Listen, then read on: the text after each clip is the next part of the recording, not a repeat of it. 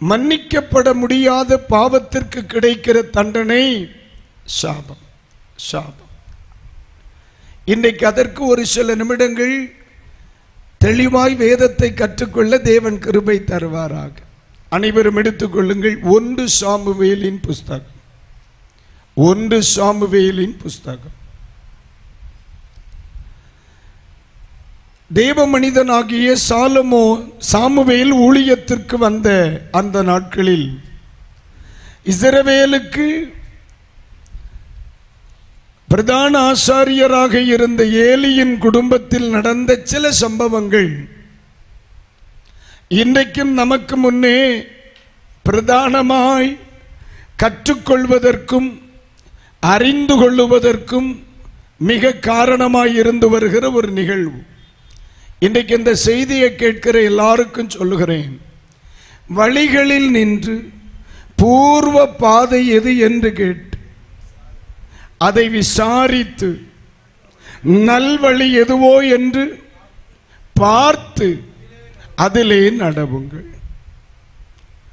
இந்த உலகத்தில் எவ்வளவுதான் கிருபைகள், வரங்கள், ஊழியங்கள், பிரசங்கங்கள் இருந்தாலும் அவரவருடைய ஜீவிதத்திற்கென்று அவரவருக்கு ஒரு ரெஸ்பான்சிபிலிட்டி இருக்கு. கேட்கிற எல்லா பிரசங்கத்திற்கும் தலையசைத்து விட்டு சென்று விடக்கூடாது. நல்லா பேசுறார்ல, மறுமுறையும் கூப்பிட வேண்டும் என்று போதகருக்கு மதிப்பிடுவதனால் பிரயோஜனம் இல்லை. கேட்டு விசாரித்து, கேட்டு அதை விசாரித்து நல்வழியை பார்த்து அதெல்லாம் நடக்கணும். என்னதான் நம்ம கேட்டாலும் கேட்கிற காரியங்கள் வேத வசனத்தோடு எப்படி ஒத்துப்போகிறது என்பதை புரிந்து கொண்டு முன் சென்றால் மட்டுமே நம்முடைய ஆத்மீக ஜீவிதத்திற்கு அது நலமாயிருக்கும். அல்லேலூயா. முன்னாடி எல்லாம் நம்ம கிராமத்து பிள்ளைகள் இல்லையா, இங்கிலீஷ் தெரிஞ்சவங்க சொல்றதெல்லாம் உண்மையா இருக்கும்பாங்க. இங்கிலீஷில் பேசுறவங்களுக்கு எல்லாம் தெரியும்ங்கிறது கிராமத்து மக்களுடைய, அவனுக்கு இங்கிலீஷ் எல்லாம் தெரியும், அவனுக்கு தெரியாதது ஒண்ணுமே இல்லை பிரதர் அப்படின்பா. பொதுவாக கருப்பா இருக்கிறவன் பொய் சொல்லுவான், வெள்ளையா இருக்கிறவன் சொல்றதெல்லாம் உண்மையா இருக்கும்பாங்க. இதெல்லாம் கிராமத்து சில மூட நம்பிக்கைகள். அதனால பாஸ்டர் வெள்ளையா இருக்கிறார்னு சொல்லி அவர் சொல்றதெல்லாம் உண்மையா இருக்கணும்னு அவசியம் இல்லை. அவர் என்ன சொல்லுகிறாரோ அது பைபிளில் இருக்காங்கிறத பார்க்கணும். ஏன்னா மனிதனின் மனதில் தோன்றுகிறவைகள் எல்லாம் உபதேசங்கள் ஆகி கொண்டிருக்கிறபடியினால் உண்மையான தெய்வீக தன்மை என்ன என்பதை இன்றைக்கு உலகம் அறியாமல் பயணித்துக் கொண்டே இருக்கிறது. அல்லேலூயா.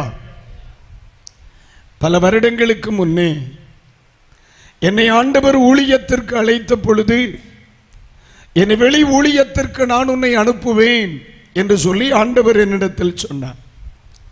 ஒரு குறிப்பிட்ட காலம் சபை போதகராக மட்டும் ஒரு கிராமத்திலே ஒரு ஓலை குடிசையில் ஆண்டவர் எனக்கு தந்த ஒரு 30 பிள்ளைகள், 30-40 பிள்ளைகளை வைத்து சபை போதகனாக இருந்த அந்த நாளில் ஜெபித்து கொண்டிருக்கும் பொழுது ஆண்டவர் சொன்னார், நான் உன்னை உலகம் எங்கிலும் கொண்டு செல்லுவேன், திரளான ஜனங்களுக்கு முன் நான் உன்னை நிறுத்துவேன், நீ என்னுடைய வார்த்தைகளை என்னிடத்தில் கேட்டு உலகத்திற்கு அறிவிக்க வேண்டும் என்று சொன்னார். ஆண்டவரிடத்தில் சொன்னேன், ஆண்டவரே, என்னுடைய 30 பிள்ளைகளை பிரசங்கித்து நல்வழியில் நடத்துவதை எனக்கு சற்று சிரமமா இருக்கு, என்னால் இது சாத்தியப்படாது என்று ஆண்டவரிடத்தில் கேட்டேன். ஆண்டவர், இல்லை அப்படி சொல்லாதே, நான் உன்னை பயன்படுத்துவேன் என்று வாக்கு பண்ணிவிட்டு எனக்கு ஒரு நிபந்தனை கொடுத்தார். ஒரு நாளும் உன்னுடைய பிரசங்கத்தை கேட்கிறவர்களுக்குள் உலக ஆசை வராதபடி நீ பார்த்து கொள்ள வேண்டும். எத்தனை மணி நேரம் வேண்டுமானாலும் பிரசங்கம் பண்ணு, நான் உனக்கு உதவி செய்வேன். ஆனால் உன்னுடைய செய்தியை கேட்கிற ஒரு மனிதனுக்குள் இந்த உலகத்தின் மேல் நாட்டம் வந்துவிடக் கூடாது. இந்த உலகத்தை ஆசைப்படுகிற, உலகத்தின் ஆசாபாசங்களில், உலகத்தின் சிற்றின்பங்களில், உலகத்தின் செல்வத்திலே ஒரு மனுஷன் பிரியப்பட ஒரு நாளும் உன்னுடைய பிரசங்கம் காரணமாய் இருக்கக்கூடாது. நம்முடைய செய்திகள் ஒவ்வொன்றும் கிறிஸ்துவோடு மனிதனை சேர்த்து கொண்டே இருக்கணும். இன்னும் பரிசுத்தத்திற்கு நேராய் உலகத்தை நடத்தி கொண்டே இருக்கணும். என் அன்புக்குரியவர்களுக்கு சொல்லுகிறேன், இவர்கள் பிரசங்கிக்கிற, இவர்கள் விரும்புகிற அப்படி பிரசங்கித்தால் இன்னொரு முறை என்னை அழைப்பார்கள், தூத்துக்குடிக்கு வரலாம்.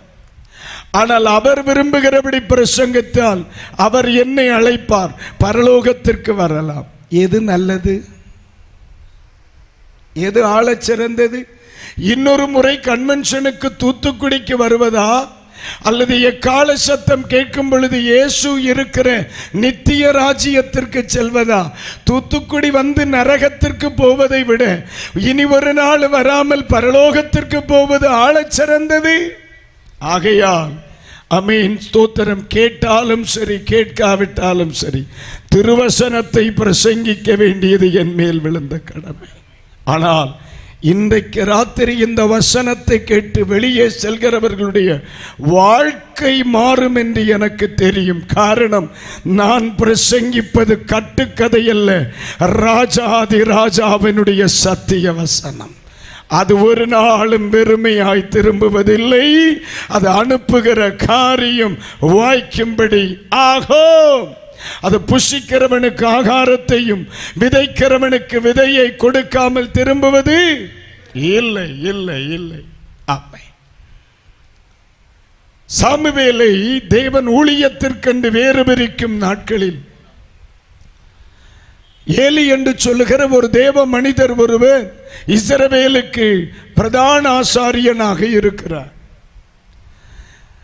இந்த சாமுவேலை தேவனுடைய கிருபையுள்ள ஊழியத்திற்கு அவர்தான் உருவாக்குகிறார், மறுக்கவே முடியாது. ஏலி என்று சொல்கிற பரிசுத்தவானை ஒரு நாளும் அமை தரமற்ற வார்த்தையில் நான் பயன்படுத்தவே கூடாது. ஒரு முறை பரிசுத்த ஆவியானவர் ஏலி என்று சொல்லுகிற தேவ மனிதனை குறித்து 11 காரியங்களை எனக்கு சொல்லிக் கொடுத்தார். அந்த மனிதனுடைய வாழ்க்கையில் தேவனுக்கு பிரியமான 11 காரியங்களை படித்த பொழுது ஏலியினிடத்தில் நான் கற்றுக்கொண்ட பாடங்கள் என்னை உருவாக்குவதற்கு ஏதுவாய் அமைந்தன. மிகப்பெரிய பரிசுத்தவான் ஏலி என்று சொல்லுகிற ஒரு மனுஷன். அல்லேலூயா. அதிலே ஒன்று சொல்லுவேன், தேவனுடைய பிரத்யட்சமான வெளிப்பாடுகள் இல்லாத காலத்தில்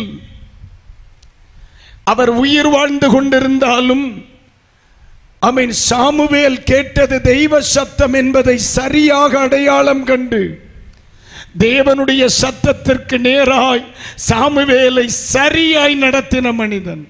அல்லேலூயா. கர்த்தருக்கு ஸ்தோத்திரம். இந்த இரவு நேரத்தில் சொல்லுகிறேன், இந்த மனிதனுடைய காதுகளில் ஒரு நாள் சாபத்திற்கு ஏதுவான ஒரு சத்தம் கேட்கிறது. யாருடைய காதுகளில்? ஏலியினுடைய காதுகளில் சாபத்திற்கு ஏதுவான ஒரு சத்தம் கேட்கிறது. 1 சாமுவேல் 2ஆம் அதிகாரத்திலே 31 முதல் 34 வரையிலான வசனங்களை ஒன்று வாசிக்க கேளுங்கள். உன் வீட்டில் ஒரு கிழவனும் இராதபடிக்கு உன் புயத்தையும் உன் பிதாவின் வீட்டாருடைய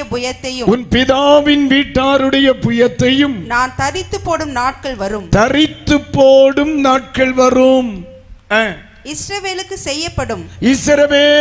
செய்யப்படும் சகல நன்மைக்கும் மாறாக என் வாசஸ்தலத்தில் உபத்திரவத்தை காண்பாய். கைகளை உயர்த்தி ஒரு அல்லேலூயா. 31ஆம் வாக்கியத்திலே வேதம் சொல்லுகிறது, உன் வீட்டில் ஒரு கிழவனும் இராதபடிக்கு. இங்கே ஒரு வாக்குத்தத்தம் தடை செய்யப்படுகிறது. நீடித்த நாட்களால் நான் அவனை திருப்தியாக்கி எனது ரட்சிப்பை அவனுக்கு காண்பிப்பேன். இது யாருக்குரிய வாக்குத்தத்தம்? உன்னதமானவரின் மறைவில் இருக்கிறவனுக்கு 91ஆம் சங்கீதத்திலே தெய்வம் கொடுத்த ஒரு வாக்குத்தத்தம், நீடித்த நாட்களாய் நான் அவனை திருப்தியாக்குவேன். அப்படின்னா அவனே சொல்லணும், போதும் ஆண்டவரேன்னு சொல்ற அளவுக்கு அவனை வாழ வைப்பேன். அல்லேலூயா. ஆனா இந்த 31ஆம் வசனத்திலே படிக்கும் பொழுது இந்த வாக்குத்தத்தம், இந்த ஆசீர்வாதம் ஏலியின் தலைமுறைகளை விட்டு எடுத்து போடப்படுகிறது. இது ஒரு சாபம், இது ஒரு சாபம்.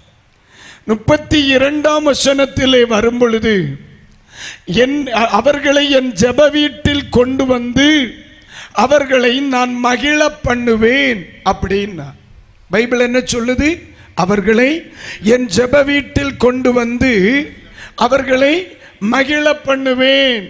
இன்னொரு வசனம் இருக்கு, நெருக்கத்தில் இருந்து கர்த்தரை நோக்கி கூப்பிட்டு தம்முடைய ஆலயத்தில் இருந்து அவர் தன்னுடைய சத்தத்தை கேட்டார். அதே சங்கீதம் சொல்லுகிறது, அவர் என் சத்தத்தை கேட்டு என்னை விசாலமான இடத்தில் என்னை கொண்டு வந்தார் அப்படின்னு இருக்கு. ஆனா தேவனுடைய வேதம் சொல்லுகிறது, அவருடைய ஜெப வீட்டில் நாம் நன்மையினால், அவருடைய ஆலயத்தில் நாம் நன்மையினால் திருப்தியாகிறோம். ஆமாவா இல்லையா? இன்றைக்கு வேதத்தை சுமந்து இந்த மைதானத்திலும் சரி, என்னுடைய சத்தத்தை கேட்கிற தேவனுடைய பிள்ளைகள், தேவனுடைய ஆலயத்தில் இருந்து நன்மையை பெற்றவர்கள் ஒருவரும் இல்லை என்று நான் கர்த்தருக்குள் நம்புகிறேன். ஆமாவா இல்லையா பாஸ்டர்? அல்லேலூயா. நான் உங்களை பார்த்து வெளிப்படையாக ஒரு கேள்வியிடுகிறேன். நான் தேவனுடைய ஆலயத்தினால் நன்மையை அனுபவித்திருக்கிறேன் என்று சொல்கிறவர்கள் மட்டும் கர்த்தர் மகிமைப்பட ஒரு அல்லேலூயா சொல்லுங்க பார்க்கலாம். நீங்களே சாட்சியாயிருக்க இனி ஏன் ஒரு எடுத்துக்காட்டை நான் வேதாகமத்தில் தேட வேண்டும்? ஆனால் இந்த பகுதியை கவனிக்கும் பொழுது இஸ்ரவேலுக்கு செய்யப்படும் சகல நன்மைக்கு மாறாக தேவனுடைய ஆலயத்தினால் இஸ்ரவேலுக்கு என்ன வரும்? நன்மை வரும்.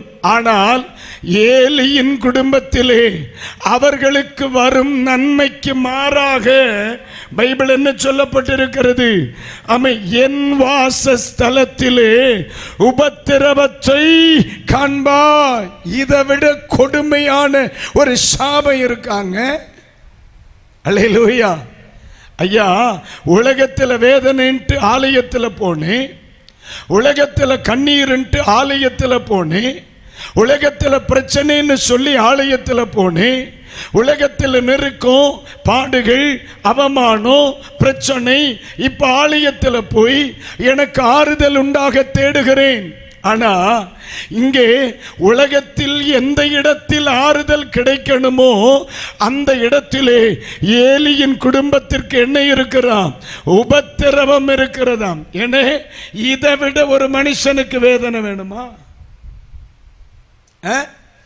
இதை விட ஒரு மனுஷனுக்கு வேதனை வேணுமா?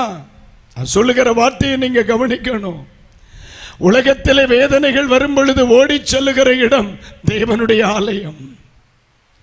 நான் ஏறத்தாழ 28 ஆண்டுகளாய் சபை போதகனாக இருந்து கொண்டிருக்கிறேன். சில தேவனுடைய பிள்ளைகள் சொல்லுவார்கள், பாஸ்டர், என்னால் இனி உலகத்திலே தீங்கு அனுபவிக்க முடியாது, அதனால நான் ஆண்டவருடைய சமூகத்துக்கு வந்தேன்பாக. எனக்கு ஆறுதல் இல்லை உலகத்தில், எனக்கு ஆறுதல் சொல்ல எவரும் இல்லை உலகத்தில், எனக்கு போகும் வழி தெரியவில்லை உலகத்தில், இனி நான் வெளியில் இருந்தால் செத்துருவேன் பாஸ்டர், அதனால இனி ஆண்டவராகிலும் நடத்துவார்னு நான் தெய்வ சமூகத்துக்கு வந்தேன் அப்படி என்று கேட்டு இன்றைக்கும் என் ஆலயத்திலே பிழைத்திருக்கிற நூற்றுக்கணக்கான ஆயிரக்கணக்கான மக்களை நான் பார்க்கிறேன். ஆனா இஸ்ரவேலுக்கு தேவனுடைய வாசஸ்தலம் நன்மையை கொண்டு வருகிற வாசஸ்தலம். இஸ்ரவேலுக்கு தெய்வம், தேவனுடைய ஆலயம் ஆறுதலை கொண்டு வருகிற இடம். ஆனால் பைபிள் சொல்லுது, ஏலியின் குடும்பத்திற்கோ அது எப்படி இருக்கு? உபத்திரவத்தை கொண்டு வருகிற இடமாக இருக்கிறது. இதுதான் சாபம், இதுதான் சாபம். அல்லேலூயா. சங்கீதக்காரன் ஒரு முறை சொல்லுகிறார், நான் எப்பொழுதும் வந்தடையத்தக்க கண்மலையாயிரும். நமக்கு தெரியும் இந்த உலகத்தில் யார் என்னை வெறுத்தாலும் என் அப்ப ஒரு நாளும் என்னை வெறுக்க மாட்டார். 9 மணிக்கு கடை பூட்டி விடும், அதுக்கு மேல கடைக்கு போக முடியாது. குறிப்பிட்ட நேரத்தில் அலுவலகம் பூட்டிவிடும், குறிப்பிட்ட நேரத்தில் ஓபி முடிஞ்சிரும் டாக்டர்கிட்ட. ஆனா 24 hours எப்ப கூப்பிட்டாலும் பதில் கிடைக்கிற ஒரே இடம் தெய்வமும் தேவனுடைய ஆலயம் தான் இல்லையா? நடுஜாமத்தில் கடந்த நேற்று முன்தினம் என்று நினைக்கிறேன், தோத்திரம் இங்கிருந்த நான் போய் ஸ்தோத்திரம் ஆலயத்தில் நின்ற பொழுது அதிகாலையில் ஒருத்தங்க போன் பண்ணி, பாஸ்டையா பிள்ளை ரொம்ப அழுறாய்யா, நான் 1 மணி நேரமா போராடுறேன், ஒரு வார்த்தை சொல்லி ஜெபம் பண்ணி இருங்க ஐயா, என் பிள்ளை ரொம்ப அழுகிறான், மூச்சு விடுறதுக்கு கஷ்டப்படுறான்னா. அப்படியே லவுட் ஸ்பீக்கர்ல போடுமா, நான் உனக்காக ஒரு வார்த்தை ஜெபிக்கிறேன்னு சொல்லி அந்த குழந்தைக்காக ஜெபம் பண்ணினேன். 1/2 மணி நேரம் கழிச்சு கூப்பிடுறியா அப்படின்னு சொன்னேன். 1/2 மணி நேரம் கழிச்சு அந்த சகோதரி கூப்பிட்டு சொன்னா, பாஸ்டர் பிள்ளை 6 நிமிஷத்திலேயே தூங்கிட்டான். மணி எத்தனை? 2:15 மணின்னு. ஒரு ஹாஸ்பிட்டலில் போனால் ஓபியில் டாக்டர் இருப்பாரா? இருக்க மாட்டார். என் அப்ப இருக்கிறாரு. அந்த நடு ஜாமத்திலையும் என் ஜெபத்தை கேட்க அவர் இருக்கிறாரு. அந்த ராத்திரியிலும் என் அங்கலாய்ப்பை கேட்க அவர் இருக்கிறாரு. அந்த ராத்திரியிலும் அந்த பிள்ளையினுடைய அழுகுரலுக்கு பதில் கொடுக்க என் ஆண்டவர் இருக்கிறாரு. இந்த தெய்வத்தை போல இன்னொரு மகிமை பொருந்தினவர் இல்லை, இனி ஒருவன் வரப்போகிறதும் இல்லை. காரணம், நான் பிரசங்கிக்கிறது ஆமென், இயேசு தெய்வம்.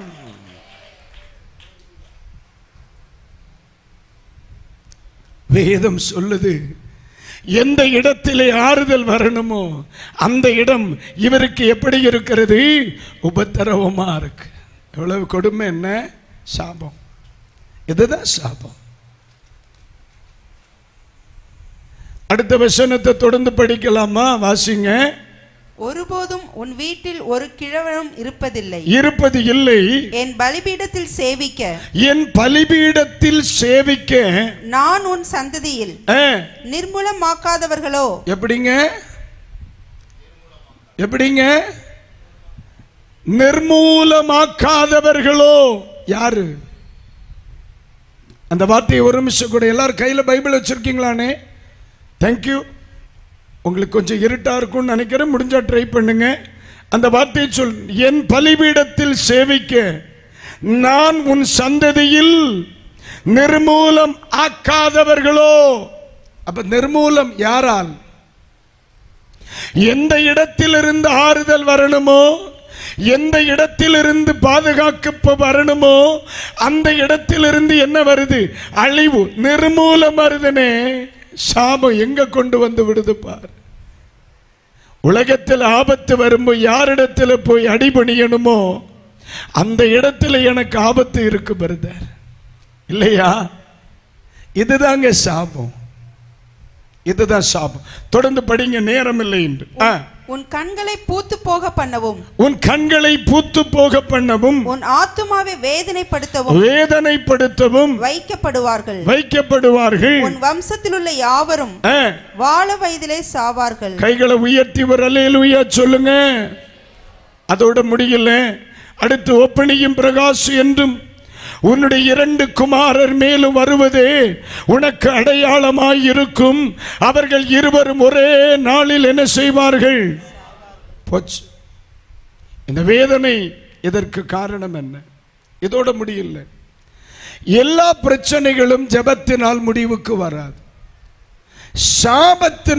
சாபம் என்று சொன்னால் என்ன?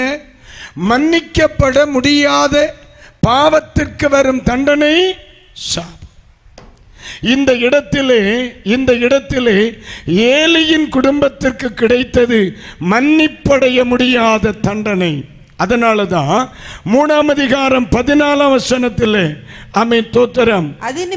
அது நிமித்தம் ஏலியின் குடும்பத்தார் செய்த அக்கிரமம், ஏலியின் குடும்பத்தார் செய்த அக்கிரமம் ஒருபோதும் பலியினாலாவது காணிக்கையினாலாவது நிவர்த்தியாவதில்லை என்று நிவர்த்தி ஆவது இல்லை என்று ஏலியின் குடும்பத்தை குறித்து ஆணையிட்டிருக்கிறேன் என்றார். கைகளை உயர்த்தி அல்லேலூயா, கர்த்தருக்கு ஸ்தோத்திரம். என் அன்பு பிள்ளைகளே, ஏலியை குறித்து சொல்லப்பட்ட இந்த வசனத்தை நம்ம இன்னைக்கு ராத்திரி படிக்கிறோம். இது ஒரு நாளும் நம்மை குறித்து சொல்லப்படக்கூடாது. அதுதான் இந்த பிரசங்கத்தினுடைய லட்சியம். இல்ல, ஒரு நாளும் இது போன்ற வார்த்தைகளின் காதுகளில் விழக்கூடாது. நேற்று இரவிலே சொல்லி முடித்தேன். எனது வாழ்க்கை ஒரு நாளும் ஆண்டவரை கோபப்படுத்துகிற வாழ்க்கையாக இருக்கக்கூடாது என்று படித்து முடித்தோம் இல்லையா? சங்கீதம் 2 கடைசி சொல்லுகிறது, குமாரன் கோபம் கொள்ளாமலும் நீங்கள் வழியில் அழியாமலும் இருக்கும்படி. ஆண்டவர் கோபம் கொண்டால் அமை தோத்திரம், நம்ம வாழ்க்கை வழியில நாசமா போகுதுன்னு அர்த்தம். அதனாலதான் அப்போஸ்தலனாகிய பவுல் சொல்லும் பொழுது, மீட்கப்படும் நாளுக்கென்று முத்திரையாய் பெற்ற பரிசுத்த ஆவியை துக்கப்படுத்தாதிருங்கள் என்று மிக ஆணித்தரமாய் சொல்லி வைத்தார். அல்லேலூயா. சிலர் நினைக்கிறாங்க என்ன அநியாயம் பண்ணலாம், அவன் சங்க காணிக்க கொடுத்தா போதும். என்ன அநியாயமும் பண்ணலாம், மிஷினரிய தாங்கினா போதும். என்ன அநியாயமும் பண்ணலாம், பாஸ்டருக்கு உதவி செய்தா போதும், ஊழியத்துக்கு உதவி செய்தா போதும். பைபிள் சொல்லுகிறது, மரத்தை அதன் கனிகளினால் அறிவீர்கள். அல்லேலூயா. தெய்வ பிள்ளைகளே, தெய்வன் நம்மிடத்தில் எதிர்பார்க்கிறது சொத்து, சுகம், பணம், அந்தஸ்து, பதவி இதொன்றுமல்ல. நம்முடைய ஜீவியத்தில் அர்ப்பணிக்கப்பட்ட ஒரு வாழ்க்கை மட்டுமே. வேற ஆண்டவர் என்னிடத்தில் என்னை எதிர்பார்க்கிறார். ஆண்டவருக்கு அவர் தராத ஒன்றை நான் எங்கிருந்து கொடுக்க முடியும்? ஏமா, பணம் அவர் தருகிறார், நான் கொடுக்கிறேன். சுகம் அவர் தருகிறார், நான் கொடுக்கிறேன். பலன் அவர் தருகிறார், நான் செய்கிறேன். சொத்து அவர் தருகிறார், நான் செய்கிறேன். அவர் தராத ஒன்றை நமக்கு கொடுக்க முடியாது. அதனால தானே சொன்னார், ஒரு நாளும் தேவனிடத்திலிருந்து ஆறுதல் அல்லாமல் ஒரு வார்த்தை வரக்கூடாது. இன்னைக்கு நிறைய பேர் சொல்றான், கிருபையின் காலம் பிரதர், கிருபையின் காலம் பிரதர், இதெல்லாம் பழைய ஏற்பாடு பிரதர். வாரேன் பிரதர், கொஞ்சம் கூட படிப்போம் பிரதர். அல்லேலூயா. கிருபையின் காலம்னு சொன்ன உடனே எல்லாரும் சொல்றாங்க நமக்கு என்ன கிடையாது. ஆமை தோத்தர் கத்தர் கண்டுக்கவே மாட்டார். என்னத்தான் 7.5 இழுத்தாலும் சரி, எல்லாம் கத்தர் பார்த்துக்கிடுவார். ஐயா, முன்னாடி அப்பா அடிச்சார், கடைசியில் ஒரே அடி அடிப்பார். இந்த 2 தான் வித்தியாசம். அதாவது கிருபையின் காலத்திற்கும் நியாயப்பிரமாண காலத்துக்கு ஒரு வித்தியாசம் சொல்லட்டுமான்னு, நான் 9th செகண்ட் இயரில் தான் பாஸ் ஆனேன். நான் வாத்தியார் பையன். நான் எனக்கு வராது. நம்ம வாத்தியார் பிள்ளை படிக்காதுன்னு உங்களுக்கு தெரியுமா இல்லையா? அப்புறம் என்ன, நமக்கு வராததை எப்படின்னு ட்ரை பண்ண முடியும்? ஆனால் நான் படித்த ஸ்கூலில் ஹெட் மாஸ்டர் எங்கள் அப்பாவுடைய சிநேகிதன். இவங்க 2 பேரும் அடிக்கடி சந்திச்சுக்குவார். அவர் இவரை பார்க்கும் பொழுதெல்லாம் என் பராதியை சொல்லுவார், கம்ப்ளைண்ட்டை சொல்லுவார். எங்கள் அப்பா சொல்லுவார், வெளுத்திரு மாப்பிள்ளைன்றார். அவர் வந்தா பின்னால் ரொம்ப ப்ராப்ளம் சந்திப்பேன் நான். புரிஞ்சிருக்கும். அடிதான். எல்லா வகுப்புலையும் இருக்கிற மாதிரி எங்கள் வகுப்புலையும் ஒரு 5 பேர் இருந்தாங்க. கடைசியில் ஒரு மாப்பிள்ளை பெஞ்சிருக்குமே, உங்களுக்கு தெரியுமா? பொம்பளை பக்கத்தில் ஒரு 5 கழுதை இருக்கும், இந்த பக்கம் ஒரு 5 கழுதை இருக்கும். என்ன சொன்னாலும் ஏற்று பேசிட்டு தான் இருக்கும். ஒரு இளவும் படிக்காதுன்னு வையேன். அந்த கடைசி பெஞ்சு தான் கிருபை பெற்ற பாத்திரம் நாங்க இருக்கிறது. முதல்ல ஒரு என்ன சொல்றது, அந்த 9th அந்த ஸ்கூலுக்குள்ள அப்பதான் உள்ள போனேன் நான். ஒரு 3-4 மாசம் கிட்ட எல்லா வகுப்புலையும் அடிப்பாங்க. எல்லா வகுப்புலையும் பீரியட்ல வந்து தமிழ் வாத்தியார் பெண்டை வருவார். ஐயோ அடின்னு அடி, அப்படி அடி. 2வது வாத்தியாரத்தில் கணக்கு வாத்தியார் வந்து அவரால் முடிஞ்ச அளவுக்கு அவர் ட்ரை பண்ணுவார். 3வது பாடு அடிச்சு அடிச்சு அடிச்சு ஆண்டவர் சொல்லுவார்ல, பொறுத்து பொறுத்து இளைத்து போனேன். அதுல கொடுமை என்னன்னா, எங்க வாத்தியார் ஒருத்தர் ரொம்ப கத்தர் அவரை தெரிஞ்சுதான் படைச்சிருக்க. ஆனா இந்த மனுஷனுக்கு ரொம்ப கோபம் வரும். அவர் அடிக்கணும்னு ஆள பிரியும். ஆனா எங்களுக்கு அவர் இந்த அளவு தான் இருப்பார். இதனால நாங்க என்ன பண்ணுவோம்னா, கையை எவ்வளவு ஹைட்டா காணிக்க முடியுமோ அவ்வளவு ஹைட்டா காணிப்போம். துள்ளி துள்ளி அடிப்பார். ஆளுக்கு 15 அடி 16 அடி அடிப்பார். எங்களை அடிச்சுட்டு கடைசியில் போய் டயர்டாகி உக்காந்துருவார். அவர் கடைசியில் ஃபேக்கல்ட்டி எல்லாம் தீர்மானம் பண்ணனாக, இந்த பயல்களை இனி அடிக்கவே கூடாது. அருமையான ஆலோசனை. இப்போ ஃபர்ஸ்ட் பீரியட்ல தமிழ் வாத்தியார் வர எல்லாம் படிச்சியலால எவன் படித்தான் நோட்டே இப்போ கிளாஸில் தான் இருந்து வீட்டுக்கு அவன் கொண்டு போனான். உடனே எந்திரியும் பாரு, எல்லாரும் எந்திரிச்சு வெளியே போன்றுவார்.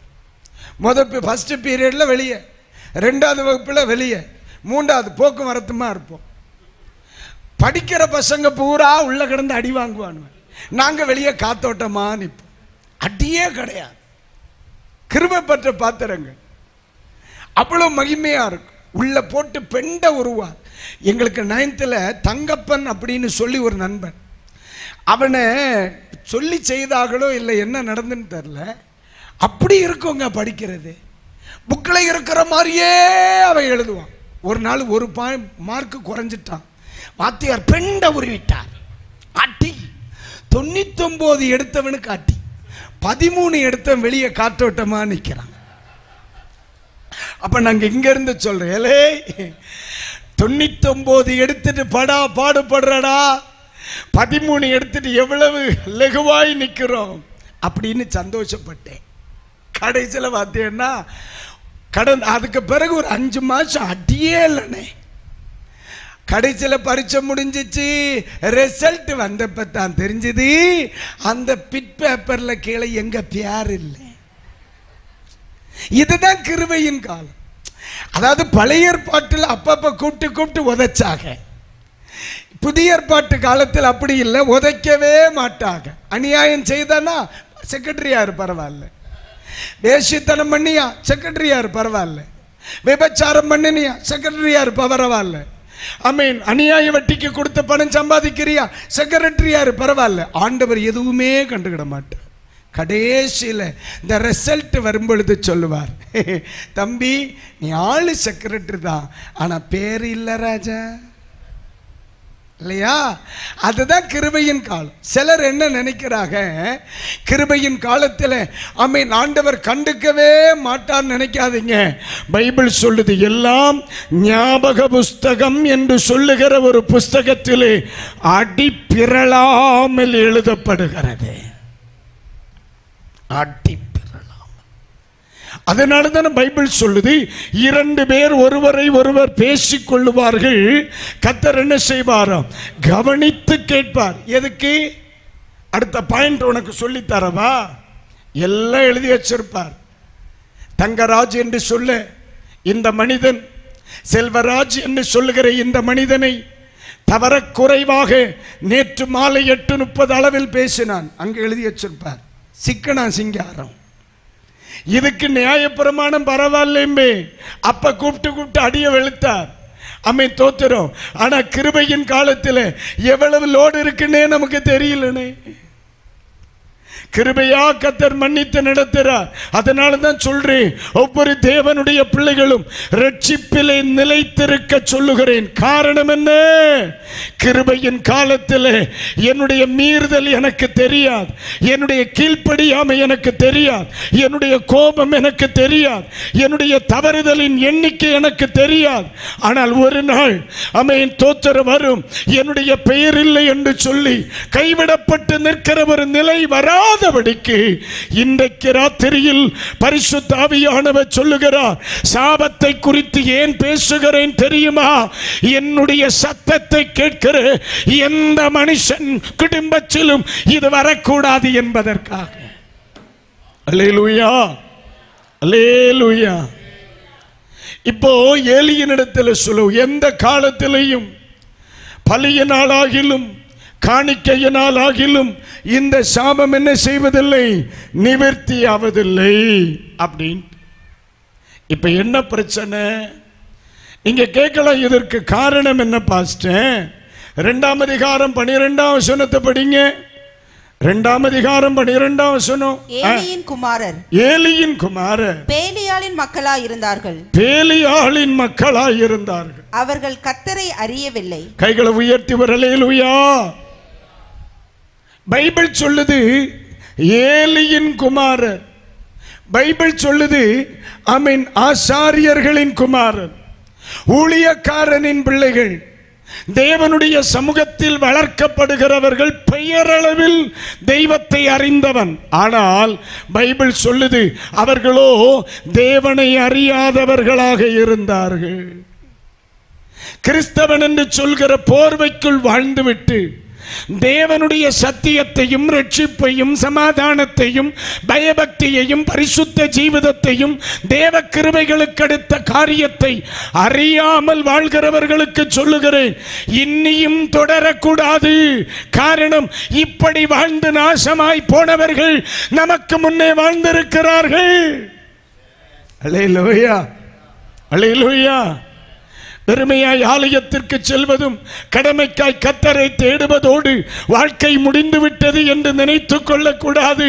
தெய்வத்தை அறியாமல் அறிந்தவர்களைப் போல பாசாங்கு காட்டின பலரும், கெட்டுப்போன உலகம், அழிந்து போன உலகம், காணாமல் போன உலகம். அதனால தான் இன்றைக்கு ராத்திரியில் ஆண்டவர் சொல்லுகிறார், வேதத்தை எடுத்து ஆராதிக்கிற பிள்ளையே, தெய்வத்தை அறிவதற்கு இன்னும் கவனம் செலுத்து. காரணம் என்ன? அழியாமல் அறியாமல் போனவர்கள் அழியாமல் விட்டதில்லை.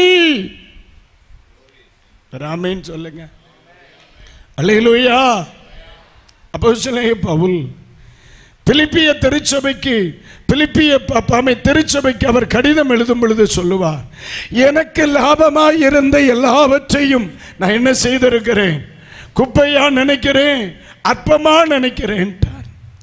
எனக்கு இதுவரையிலும் எது பெருமை சேர்த்ததோ அதை இன்னைக்கு நான் குப்பையா நினைக்கிறேன். அடுத்த வசனத்தை படிக்கும் பொழுது அவர் சொல்லுகிறார், இதெல்லாம் ஒரே ஒரு காரியத்திற்கு, கிறிஸ்து இயேசுவை அறிகிற அறிவுக்காக. எனக்கு இயேசுவை அறியணும், சத்தியத்தை அறியணும், உபதேசத்தை அறியணும், ஒழுங்குமுறை அறியணும், தேவ கிருபை அறியணும், ஆவியின் நிறைவை அறியணும், ரட்சிப்பை அறியணும், எது விசுவாசம் என்று அறியணும், எது பரிசுத்தம் என்று அறியணும், எது தேவ கிருபை என்று அறியணும். அதை அறிவதற்காக இந்த உலகத்தை வேண்டாம் என்று சொன்னேன். ஆனால் இந்த ஏலியின் பிள்ளைகளோ எப்படி இருந்தார்களாம்? தேவனை அறியாதவர்களாயிருந்தார்கள். அல்லேலூயா. அதோட முடியல. 22ஆம் வசனம் முதல் 25 வரை வாசிங்க. ஏலி மிகுந்த கிழவனாய் இருந்தான், மிகுந்த கிழவனாக இருந்தான். அவன் தன் குமாரர் இஸ்ரவேலுக்கு எல்லாம் செய்கிற எல்லாவற்றையும் அவர்கள் ஆசரிப்பு கூடாரத்தின் வாசலில் கூட்டம் கூடுகிற ஸ்திரீகளோட சயனிக்கிறதையும் கேள்விப்பட்டு, விபச்சாரம் செய்கிறதை கேள்விப்பட்டு அவர்களை நோக்கி நீங்கள் இப்படிப்பட்ட காரியங்களை செய்கிறது என்ன? பிள்ளைகளே, நீங்கள் இப்படிப்பட்ட காரியங்களை செய்வதென்ன? இந்த ஜனங்கள் எல்லாரும் உங்கள் பொல்லாத நடக்கைகளை சொல்ல கேட்கிறேன், உங்களுடைய பொல்லாத நடக்கைகளை சொல்ல கேட்கிறேன். என் குமாரரே, வேண்டாம். நான் கேள்விப்படுகிற இந்த செய்தி நல்லதல்ல. கர்த்தருடைய ஜனங்கள் மீறி நடக்கிறதற்கு, மற்றவர்கள் மீறி நடப்பதற்கு காரணமாயிருக்கிறீர்களே, நீங்கள் காரணமாயிருக்கிறீர்களே. அல்லேலூயா சொல்லுங்க. மற்றவர்கள் மீறி நடப்பதற்கு நீங்கள் காரணமாயிருக்கிறீர்களே. அதாவது பரம்பரை கிறிஸ்தவனாய் இருக்கிற நான் ஞாயிற்றுக்கிழமை கடையை திறந்து வியாபாரம் செய்யும் பொழுது சமீபத்திலே தெய்வத்தை அறிந்தவன் சொல்லுகிறான், பிறப்பிலே கிறிஸ்தவனாய் பிறந்த இவனே ஆலயத்திற்கு செல்லாமல் இருக்கும் பொழுது ஆமேன் நமக்கு ஆலயத்திற்கு செல்லாமல் செல்வது ஆமேன் மிக முக்கியமானது அல்ல என்று உன்னை கண்டு அவனும் இடற ஏதுவாகிறது அல்லவா? சரிதானே? அல்லேலூயா. இவர்கள் செய்த தவறு என்ன? இவர்கள் மீறினால் போதாது என்று அநேகர் மீறுவதற்கு காரணமாய். ஆமா ஆமா, அல்லேலூயா, கர்த்தருக்கு ஸ்தோத்திரம். அப்ப இன்னைக்கு ராத்திரியில எனக்கு ஆண்டவர் கற்றுக் கொடுக்கிற பாடம், பிள்ளையே, ஒரு நாளும் உன்னை கண்டு இந்த சமுதாயம் தவறான ஒன்றை கற்றுக்கொள்ளக்கூடாது. ஸ்தோத்திரம், அல்லேலூயா. இந்த இடத்தில் இருக்கிற எல்லா தேவ ஊழியர்களுக்கு நான் சொல்லுகிறேன், பரிசுத்த ஆவியானவர் சொல்லுகிற ஒன்று, என்னை கண்டு நம்மை கண்டு நம்முடைய சபை மக்கள் நம்முடைய சமுதாய ஜனங்கள் ஒரு நாளும் இடறி போகிறதற்கு நான் காரணமாக கூடாது. அப்போஸ்தலனாகிய பவுல் ஒருமுறை சொல்லுகிறார், ஆமென், நீ ஒன்றை புசிப்பது மற்றவனுக்கு இடறல் உண்டாக்குமானால் நீ அதை புசியாமல் இருப்பது நல்லது. எனக்கு இறைச்சி பிடிக்கும், எனக்கு மாம்சம் சாப்பிடுறது பிடிக்கும், நான் புசிப்பது இன்னொருவனை இடற பண்ணுமானால் வேண்டாம். ஏன்? நான் மகிழ்ச்சியாய் இருப்பதை விட இன்னொருவன் என்னை கண்டு நாசமாய் போய்விடக் கூடாது, அதில் நான் கவனமாய் இருக்கணும். அல்லேலூயா, அல்லேலூயா, கர்த்தருக்கு ஸ்தோத்திரம். சில காரியங்கள் நமக்கு சரியா படும், நமக்கு சில காரியங்கள் சரியா படும், ஆனா அது சிலருக்கு சரியா படாது. அவன் தடுமாறிடுவான். அதனால் ஆண்டவர் சொல்லுகிறார், பிள்ளைகளே, புறம்பாக இருக்கிறவர்களுக்கு முன்னே எப்படி இருக்கணுமா? ஞானமாய் இருந்து காலத்தை பிரயோஜனப்படுத்திக் கொள்ள வேண்டும். அல்லேலூயா. ஆலயத்திற்கு வரும்பொழுது பரிசுத்த வேதாகமத்தை கையில் பிடித்துக் கொண்டு ஓடி வருகிறோம். நம்முடைய சின்ன பிள்ளை சின்ன வயதிலிருந்தே நம்மை பார்க்கிறான். அப்பா வேதாகமத்தை கொண்டு ஆலயத்திற்கு போகிறார். சின்ன பிள்ளை இப்ப நம்மகிட்ட கேட்கிறான், எனக்கு பைபிள் வாங்கி கொடுங்க. தகப்பனுடைய கையில் பைபிள் இருந்தால் பிள்ளையினுடைய கையில் பைபிள் இருக்கும். தகப்பனிடத்திலே தேவனுக்கு பயப்படுகிற பயம் இருந்தால் பிள்ளையினிடத்திலே தேவனுக்கு பயப்படுகிற பயம் இருக்கும். தகப்பனிடத்திலே ஜெபம் இருந்தால் பிள்ளையினிடத்திலே ஜெபம் இருக்கும். தகப்பனிடத்திலே ஆராதனை இருந்தால் பிள்ளையினிடத்திலே ஆராதனை இருக்கும்.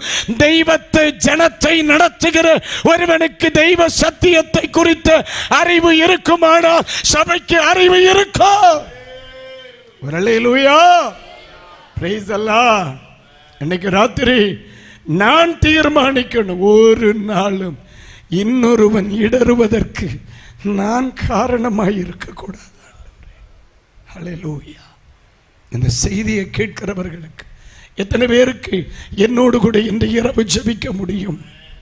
என் அன்பு சகோதரா, அப்போஸ்தலனாகிய பவுல் சொல்லுகிறார், எல்லாம் செய்ய எனக்கு உரிமை உண்டு, தகுதியாகிறாது. அநேகர் மீறுவதற்கு நான் காரணமாகணும், அநேகர் இடறுவதற்கு நான் காரணமாகணும். நான் ஊழிய செய்யாம இருந்தாலும் பரவாயில்ல, ஒரு நாளும் என் நிமித்தம் தேவனுடைய நாமம் தூஷிக்கப்பட்டு விடக்கூடாது. இதை சொல்லுகிறவர்கள், இதை புரிந்தவர்கள் ஆம் என்று சொல்கிறவர்கள் மட்டும் ஒரு அல்லேலூயா சொல்லுங்க. தேங்க்ஸ்மா. இன்னைக்கு ஒரு பொருத்தனை செய்யுங்க, இன்னைக்கு ஒரு தீர்மானம் பண்ணுங்க. ஆண்டவரே, ஆண்டவரே, ஏலியின் பிள்ளைகளை ஏன் ஆண்டவர் சங்கரிக்க தீர்மானித்தார்? அதாவது சாபத்து குறித்து உங்களுக்கு சொல்றேம்மா. தவறு செய்தது ஏலியாக இருக்கட்டும், தவறு செய்கிறது ஒப்பினியும் பிரகாசமாய் இருக்கட்டும், ஆனா அவங்களோடு அழிஞ்சிருக்க வேண்டியது தானே. பைபிள் என்ன சொல்லுகிறது? உன்னுடைய சந்ததியில் கிழவன் இருப்பதில்லை. அப்படின்னா இனி உனக்கு சந்ததி முழுவதுமே அந்த சாபத்தை சுமக்கும். ஏன் சொல்லுது புரியுதா இல்லையா? மன்னிப்பில்லை இல்லனே, தண்டனை இருக்குல்ல. இன்றைக்கு இரவிலே என்னுடைய கவனம், ராஜா ஆபிரகாமின் நிமித்தம் ஈசாக்கு ஆசீர்வதிக்கப்பட்டார். ஆனா ஒப்பினி பிரகாஷ் நிமித்தம் அவனுடைய சந்ததிகள் பால வயதிலேயே மரித்தார்கள் என்றால் என் நிமித்தம் நான் இந்த பூமியிலே வாழ்ந்து கொண்டிருக்கிறேன். நான் எனது தலைமுறைகளுக்கு என்ன வைத்து போகிறேன் என்பதை ஒவ்வொரு மனிதனும் சிந்திக்கணும். அல்லேலூயா. ஆபிரகாம் ஆசீர்வாதத்தை வைத்து போனார். இன்றைக்கு வரையிலும் அந்த ஆசீர்வாதத்தை நான் சுமந்து நிற்கிறேன். ஆனால் ஒப்பினியும் பிரகாசும் தன் பிள்ளைகளுக்கு சாபத்தை வைத்து போனார்கள். என் அன்பு சகோதரனே, சகோதரியே, இன்றைக்கு என்னுடைய வார்த்தைகளை கேட்கிற உங்களுக்கு சொல்லுகிறேன், நீங்கள் உங்கள் தலைமுறைகளுக்கு வைத்து போவது என்ன? அல்லேலூயா, அல்லேலூயா. சொத்துன்னு சொல்றீங்களா? நீ சாபத்தை வச்சு போனா 10 ஊசிக்கு பத்தாதே. அல்லேலூயா. சமீபத்திலே ஒரு மனிதனை குறித்து கேள்விப்பட்டேன். ஜெபிக்கிற ஒரு பகுதி வந்துச்சு.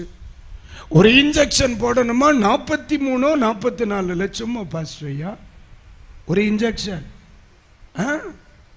தெரியாம கேட்கிறேன். சொத்தை நிறைய சம்பாதிச்சு வச்சுட்டு இப்படி ஒரு சாபத்தை வச்சுட்டு போங்க, உன் பிள்ளை வாழ்வான். ஆனா ஒன்னு சொல்லட்டா பிரதர், சொத்து சம்பாதிக்கவே வேணாம், பணம் சம்பாதிக்கவே வேணாம். உன் பிள்ளைய நடுத்தெருவில் விட்டுட்டு போனாலும் சரி, அவன் தலையில சாபத்தை மட்டும் வைக்காம நீ போ, அவன் தெருவில் நின்னாலும் தப்பிடுவான். கர்த்தர் அவனை கைவிட மாட்டான்.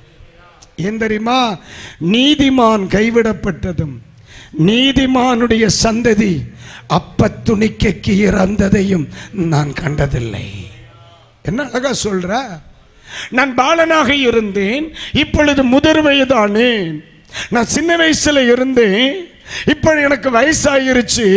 சின்ன வயசுலையும் பார்த்திருக்கேன், இப்ப வயதான பிறகும் பார்த்திருக்கேன். நீதிமானை எங்கேயும் ஆண்டவர் கைவிட்டது இல்லை. அடுத்து அவர் சொல்லுகிறார், நீதிமானின் மக்கள் எங்கேயும் பிச்சை எடுத்ததை நான் பார்க்கல என்றாரியா. காரணம் என்ன? அவன் தலைமையில தெய்வ கிருபை இருக்கும். இன்றைக்கு ராத்திரியில் என்னுடைய சத்தத்தை கேட்கிற சகோதரனே, சகோதரியே, சொத்தை சம்பாதிக்க உன்னை அழைக்கவில்லை, சாபத்தை சம்பாதித்து விடாதே என்று உனக்கு அழைப்பு விடுக்கிறேன்.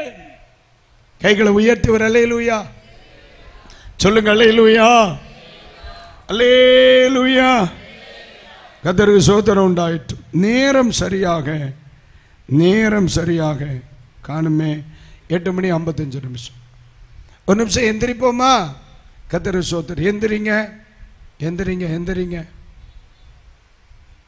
ஒரே ஒரு நிமிஷம் ஜெபம் பண்ணணும். நீங்க என்னுடைய வசனத்தோடு செய்தியெல்லாம் முடியல, இப்பதான் ஆரம்பிச்சிருக்கே செய்து. அடுத்துதான் நம்ம படிக்கணும் ஆசீர்வாதத்தை, சாபத்தை ஆசீர்வாதமாக்குறது எப்படி அப்படிங்கிறத செய்துட்டு தான் இன்னைக்கு ஜெபம் பண்ணவே வேணும். என்கிட்ட ஒரு நண்பர் வந்த உடனே சொன்னார், 12 மணி வரைக்கும் போகலாம், பிரச்சனை இல்லைன்னா. நீங்கள் எல்லாம் முறைச்சு பார்க்குற மாதிரி எனக்கு தெரியுது. எனக்கு கொஞ்சம் வேலையே போண்டியே இருக்குது, அதனால் அவ்வளோலாம் போகாது. கூடுமானப்பட்டு எவ்வளோ தூரம் பிந்தி முடிக்க முடியுமோ நான் முடிப்பேன். ஆனால் சீக்கிரமாக வீட்டுக்கு போகலாம். இந்த இரவு நேரத்தில் ஒரு ஜெபம்னே, ஒரு சகோதரனா ஒரு சகோதரியா நினைச்சு உங்களோட பேசுறேன். உன் பிள்ளைக்கு உன் குடும்பத்தில் நீ சொத்து சுகம் வைக்காம போனாலும் பரவாயில்ல, ஒரு நாள் சாபத்தை வச்சுட்டு போயிடாது. அல்லேலூயா. எங்க ஐயா 92ல் இறந்தாங்க, 93ல் இறந்தாங்க. எங்க அப்பா இறந்த பொழுது அவருடைய அடக்கம் நடத்துறதுக்கு கூட எங்களுக்கு காசு கிடையாதுன்னே. எங்கள் குடும்பக்காரங்க சொந்தக்காரங்க எல்லாரும் சேர்ந்து எல்லாரும் காசு போட்டு தான் எங்கள் அப்பாவை அடக்கம் பண்ணாங்க. எனக்கு 3 சகோதரிகள். அந்த சகோதரிகள் புருஷன் எங்கள் அத்தாலாம் சேர்ந்து தான் அப்பாவை அடக்கம் பண்ணாங்க. நாங்கள் சின்ன பிள்ளைங்க. அன்னைக்கு உண்மையாக சொல்ல போனால் அவங்க எல்லாம் எங்களை நடுத்தெருவில் தானே விட்டு போனாங்க. நடுத்தெருவில் தான் விட்டு. என்ன கேட்குறீங்களா? ஒரு வாத்தியார் பையன் 18 சபைகளை ஆரம்பித்தவர். எங்கள் ஐயா இறந்த 10வது நாள் இருக்காதுன்னே, அதுக்கு முன்னாலேயே நான் கூலி வேலைக்கு போயிட்டேன் சோத்துக்கு. கூலி வேலைக்கு போயிட்டேன். எங்கள் அண்ணா 11th படிச்சுட்டு இருந்தார். அவர் மம்பட்டி வேலைக்கு போயிட்டார், மண்வெட்டி வேலைக்கு போயிட்டார். நான் கூலி வேலைக்கு போயிட்டேன். சொல்றதுக்கு என்னென்ன வெக்கம். ஆனால் ஒன்றுனே, எங்கள் அப்பா அம்மா எங்கள் தலையில் சாபத்தை வச்சுட்டு போகலனே. ஒரு நல்ல தேவ மனுஷனுக்கு பிறந்தேன், ஒரு தாய்க்கு பிறந்தேன் என்றதில் எனக்கு ரொம்ப சந்தோஷம். எங்கள் அம்மாவும் எங்கள் அப்பாவும் எங்கள் தலையில் சாபம் வச்சுட்டு போகலை. நல்லா ஊழியம் செய்தாங்க, கடவுளுக்கு பயந்து வாழ்ந்தாங்க. எங்கள் அப்பாவை முட்டாள்னு எங்கள் குடும்பத்தார் பேசுவாங்க, ஏன்னா சொத்து சம்பாதிக்காமல் செத்து போயிட்டார். ஆனால் இன்னைக்கு தான் அவன் பிள்ளை உலகமெல்லாம் போயிட்டு வர்றேனே. என்னண்ணே, எங்கள் அப்பா சாபம் சம்பாதிக்கலண்ணே. எங்கள் அப்பா பணம் ஒன்றும் சேர்த்து வைக்கலை. பணம் சேர்த்து வைக்காமல் இருந்தாலும் பரவாயில்லண்ணே. எங்கள் அப்பா என் தலையில் சாபம் சேர்த்து வைக்கலை. அதனால தான் இன்னைக்கு ராத்திரி சொல்கிறேன், எக்காரணம் கொண்டும் உன் தலைமுறையின் தலையின் மேல் சாபத்தை வாங்கி வச்சிடாத. ஒன்றுமே கொடுக்காம இருந்தாலும் அவன் தெருவில் என்னாவது தப்பிடுவான். தயவு செய்து சாபத்தை வைக்காத. பிச்சை எடுக்கணும்னாலும் ஒரு வேலும் கொடுக்க மாட்டான் எனக்கு. இன்றைக்கு ராத்திரி வேளை ஒரே ஒரு கணம் உங்க 2 கைகளை உயர்த்தி, ஆண்டவரே,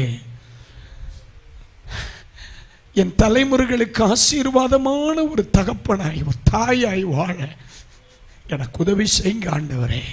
ஒரு வார்த்தை ஜெபம் பண்ண முடியுமானே? எஸ், ஒரே ஒரு நிமிஷம் ஜெபம் பண்ணனே. உங்களால் முடியும்னா உங்க 2 கைகளை உயர்த்தலாம்னே, தப்பு இல்லைண்ணே. ஒரே ஒரு நிமிஷம் ஜெபம் பண்ணிக்க. ஆமென். ஜெபம் பண்ணுங்க. வாய் திறந்து ஜெபம் பண்ண முடியுமா உங்களால? பரிசுத்த ஆவியானவர் இன்னைக்கு நிறைய பேரோட பேசுறார். வர அடுத்த பகுதிக்கு நம்ம வரோம். ஆண்டவரே, ஒரு நாள் நான் சாபத்தை வச்சு போகக்கூடாது. ஆசாரியனின் மகன் என்று சொல்லுகிற போர்வையில் வாழ்ந்துவிட்டு தலைமுறைகளுக்கு சாபத்தை சம்பாதித்து வைக்கிற ஒரு மனுஷனா வேண்டாம். இன்றைக்கு ராத்திரி நேரத்தில் என்னுடைய சமூகத்திலே பரிசுத்தத்திற்கு ஒப்புக் கொடுக்கிறேன். பரிசுத்த ஆவியானவர் உதவி செய்யும். சொல்ல முடியுமா? அப்படியே உங்க கைகளை உயர்த்தி, ஆண்டவரே, என்னை உமக்கு தந்துறேன்ப்பா. சொல்லுங்க சொல்லுங்க. இந்த 2 நிமிஷம் கண்டிப்பா நீங்க என் கூட இணைந்து தான் ஆகணும். இது ஒரு திறந்த வழின்னு எனக்கு தெரியும். இது ஒரு திறந்த வழின்னு தெரியும்.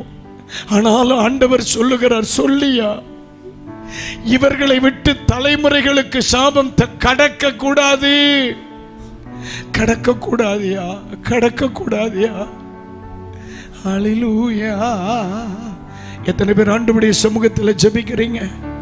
ஆண்டவரே, ஒரு ஆபிரகாமை போல, ஒரு ஈசாக்கை போல, ஒரு யாக்கோபை போல தன் தலைமுறைகளுக்கு ஆசீர்வாதத்தை கொண்டு வருகிற ஒரு மனுஷனாய் இருக்க எனக்கு உதவி செய்யும்.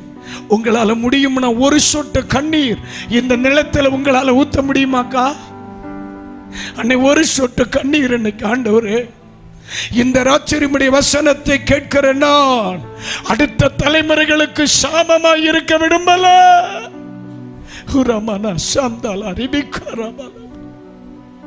என் மேல கிருபை ஆயிரும். சொல்லுங்க இந்த வார்த்தை, என் மேல கிருபை ஆயிரும். மைதானத்தில் கொஞ்சம் சத்தம் உயரலாம் ஐயா. என் மேல கிருபை ஆயிரும், என் மேல கிருபை ஆயிரும், என் மேல கிருபை ஆயிரும், என் மேல கிருபை ஆயிரும், என் மேல கிருபை ஆயிரும் ஆண்டவர், என் மேல கிருபை ஆயிரும், கிருபை ஆயிரும். ஒரு அல்லேலூயா சொல்லுங்க, சத்தமா அல்லேலூயா. ஒரு நிமிஷம் கை கீழே போடுங்க. நான் ஒரு அனுபவ ரீதியா பேசுறேன். ஒரு 2 நிமிஷம் கூட இன்னும் ஜெபம் பண்ணணும். ஆமென். பாருங்க, இஸ்ரவேல் மக்கள் தாவீதுக்கு அப்புறமா அவர்களை முற்றும் அழித்து போடுவதற்கு ஏதுவான செயலை செய்தார்கள். ஆண்டவர் ஒவ்வொரு முறையும் மிலாற்றை கையில் எடுப்பார், மொத்தமா அழிச்சிடணும்னு நினைப்பார். இஸ்ரவேலை மொத்தமா அழிக்கணும்னு நினைக்கும் பொழுது யாருடைய ஞாபகம் அவருக்கு வரும்? தாவீதுனுடைய ஞாபகம். தாவீது நிமித்தம் அழியாதிருந்தார். தேவன் தாவீதை நினைத்தார். இப்படிதான் இருக்கும். தாவீது நிமித்தம் அவனுக்கு இறங்கினார். நான் அடிக்கடி சொல்லுவேன், ஆண்டவரே, பிரயாசப்பட்டு கண்ணீரோடு வேதனையோடு சபைகளை கட்டி எழுப்புறோம். என்ன, குடித்த தண்ணீரை வடித்த கண்ணீர்கள் தான் அதிகம். அத்துமாக்களை கச்சருக்கண்டு உருவாக்க எத்தனை நாட்கள் என்று நமக்கு தெரியாது. இவ்வளவுதான் நம்ம செய்தாலும் அடுத்த தலைமுறை இதை பாதுகாக்கும்னு நமக்கு தெரியுமானே? சாலமோனுடைய தலைமுறையிலே, தாவீதுனுடைய தலைமுறையிலே தேவனை பூரண இருதயத்தோடு தேடாத ஒரு சாலமோன் பிறந்தாமல்ல. நம்முடைய தலைமுறைகள் எப்படி இருக்கும்னு நமக்கு தெரியாதுல்லனே. நான் சொல்ல சரிதானா? ஆனா அழிக்கணும்னு நினைக்கும் போதெல்லாம் யார் ஆண்டவர் நினைப்பார்? தாவீதை நினைப்பார். நான் அடிக்கடி ஆண்டவர்கிட்ட சொல்லுவேன், ஆண்டவரே, இயேசு வருகிறது வரை என் நிமித்தம் உருவாக்கப்படுகிற இந்த சபை நிக்கணும். ஒருவேளை இனி வரும் தலைமுறைகள் உம்மை துக்கப்படுத்தி உம்மை விஷனப்படுத்துகிறவர்கள் யாரேனும் எழும்பினால் நீர் முற்றும் அழித்து விடக்கூடாது. அன்றைக்கு என்னை நினைத்துக் கொள்ள வேண்டும். இப்படி ஒரு தேவ மனுஷன் தேவ சமூகத்தில் அமர்ந்து அழுது தனக்கு தேவன் கொடுத்த தரிசனத்தை நிறைவேற்றினான் என்று நீர் என்னை நினைத்தாகிலும் அந்த தலைமுறையை அழித்து அந்த ஊழியங்களை அழித்து போட நீர் விடக்கூடாது. அப்படியானால் இன்றைக்கு தெய்வ சமூகத்தில் நிற்கிற நான் எவ்வளவு பயபக்திக்குரியவனாக இருக்கணும். நான் சொல்லுது எத்தனை பேருக்கு புரியுது? ஒரு அல்லேலூயா. நான் சொல்லுது புரியுதில்லானே? சோதோமை அழிக்கணும். 10 நீதிமான் இருந்தால் அதுக்கு மேல சொல்ல தெரியல. ஒருவேளை இந்த தூத்துக்குடி தேசத்தை என் ஆண்டவர் மிளாற்றினால் அழிக்கும்படி தம்முடைய கரத்தை நீட்டும் பொழுது எங்கள் முகத்தை பார்த்தாகிலும் இறங்க மாட்டாரா? அல்லேலூயா. இந்த தேசத்தில் இருக்கிற ஒவ்வொரு தேவனுடைய பிள்ளைகளுக்கும் சொல்றையா, நீ சொத்து வச்சிருக்கிறியா, சுகம் இருக்குதா, பணம் வச்சிருக்கிறியா, கம்பெனி வச்சிருக்கிறியா, சொத்து, இதெல்லாம் எனக்கு வேணாம். இந்த தேசத்திற்கு ஒரு அழிவு வரும் பொழுது உங்களுடைய என்னுடைய முகத்தை கண்டு கர்த்தர் தம்முடைய கரத்தை திருப்பி எடுத்துக் கொள்ளணும். அப்படி ஒரு மனுஷன் எழும்பணும். அதுதான் இந்த கன்வென்ஷனுடைய எதிர்பார்ப்பு. ஒரு மனுஷனை தேடினேன்.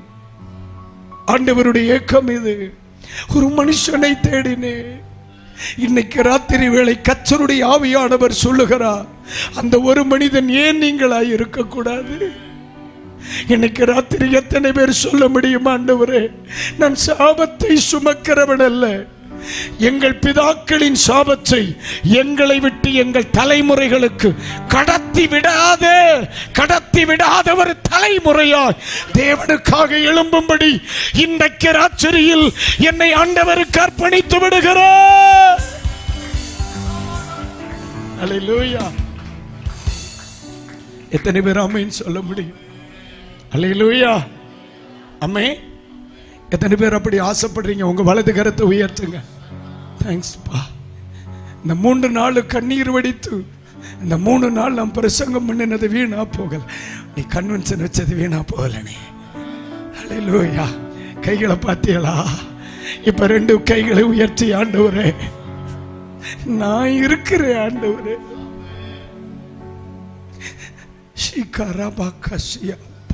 நீங்க அப்படி ஆண்டவரோட பேசுங்க பார்க்கலாம். ஆண்டவரோட பேசுங்க பார்க்கலாம். ஆண்டவரோட பேசுங்க பார்க்கலாம். சத்தம் உயரட்டும். அமை சத்தம் உயரட்டும். சத்தம் உயரட்டும். பரிசுத்த ஆவியானவருடைய வல்லமை அநேக பிள்ளைகளை இன்னைக்கு ராத்திரி தொடப்போகிறது. பரிசுத்த ஆவியானவருடைய மகிமை இந்த இரவில் அநேக தேவ பிள்ளைகளை தொட விரும்புகிறது. இப்ப எத்தனை பேர் ஆண்டவரை பார்த்து சொல்லுங்க, ஆண்டவரே, ஆண்டவரே, நான் சாபத்தை சுமக்கிறவன் அல்ல, என் தலைமுறைகளுக்கு தேவனுடைய ஆசீர்வாதத்தை வைத்து போக விரும்புகிறேன். இப்ப சொல்லுங்கனே, என்னை ஆசீர்வதியும் ஆண்டவரே, என்னை அபிஷேகம் பண்ணும் ஆண்டவரே. இப்ப சொல்லுங்க, என்னை தலையின் மேல் உம்முடைய ஆசீர்வாதத்தின் கரை வைக்கப்படுவதாக. இதிலே அபிஷேகம் பெற்ற பிள்ளைகள் இருப்பீர்களானா உங்களால் ஆண்டவரை இந்த திறந்தவெளி மைதானத்தில் ஆராதிக்க முடியுமானால் இப்ப கைகளை தட்டி கொஞ்ச நேரம் ஆண்டவரை மகிமைப்படுத்துங்க. இன்றைக்கு ராத்திரியில் பரிசுத்த ஆவியானவருடைய வல்லமை அநேகரை தொடுகிறது. கர்த்தர் அநேகரை அபிஷேகம் பண்ண போகிறார். Jesus Rimaragadana Shia Karabaladuna. Yes, yes, yes. பரிசுத்த ஆவியானவர் சொல்லுகிறார். தேவனுடைய ஆவியானவர் இன்றைக்கு ராத்திரி மிக தெளிவாய் சொல்லுகிறார். இந்த கன்வென்ஷனை தொடர்ந்து அநேக பிள்ளைகளை இந்த தேசத்திற்கு ஆசீர்வாதமாய் மாற்றும்படி என்னுடைய கரம் இன்றைக்கு ராத்திரி வெளிப்படுகிறது. அநேகரை அபிஷேகிக்க போகிறேன். Jesus நிறுத்தக்கூடாது, நிறுத்தக்கூடாது. ஆண்டவர் அநேகரை தொடுகிறார். கர்த்தர் அநேகரை தொடுகிறார். தேவ வல்லமை அநேகரை தொடுகிறது. தேவ அக்கினி அநேகரை தொடுகிறது. தேவ மகிமை அநேகரை தொடுகிறது.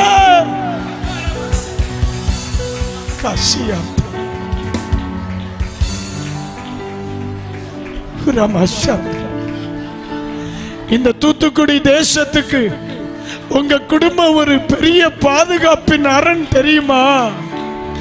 நீங்க பெரிய பாதுகாப்பின் கோபுரம் தெரியுமா? தெய்வத்தின் ஆராதிக்கிற பிள்ளையே, நீ பெரியதொரு காவலாளி தெரியுமா? இன்றைக்கு ராத்திரி பரிசுத்த ஆவியானவர் சொல்லுகிறார், அநேகரை இந்த தேசத்திற்காக நான் அபிஷேகம் பண்ணுவேன்.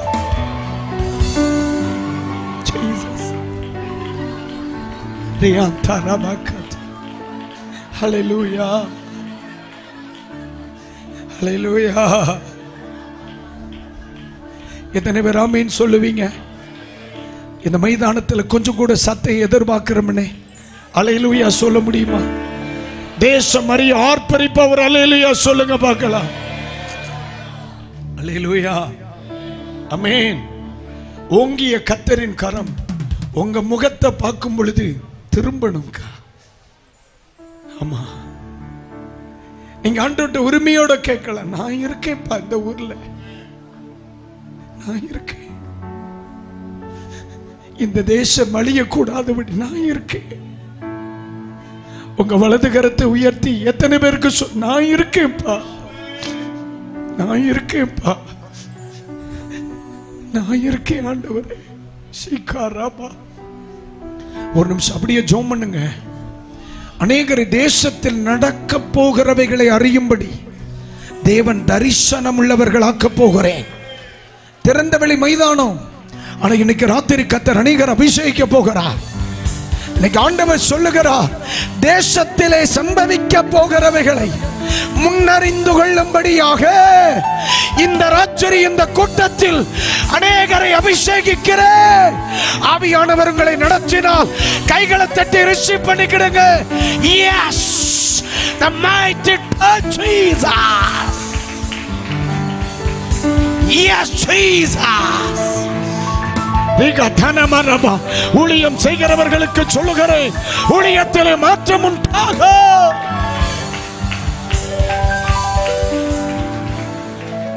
Jesus.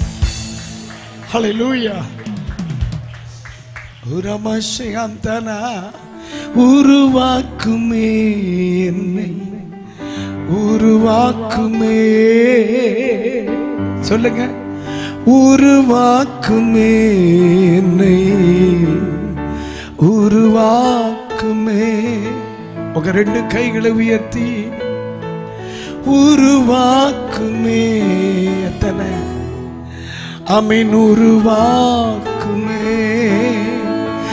எனக்காக வாழாம். கொஞ்சம் டிலே வச்சு உமக்காக வாழ்ந்திட சொல்லுங்க. எனக்காக வாழாமல் உமக்காக வாழ்ந்திட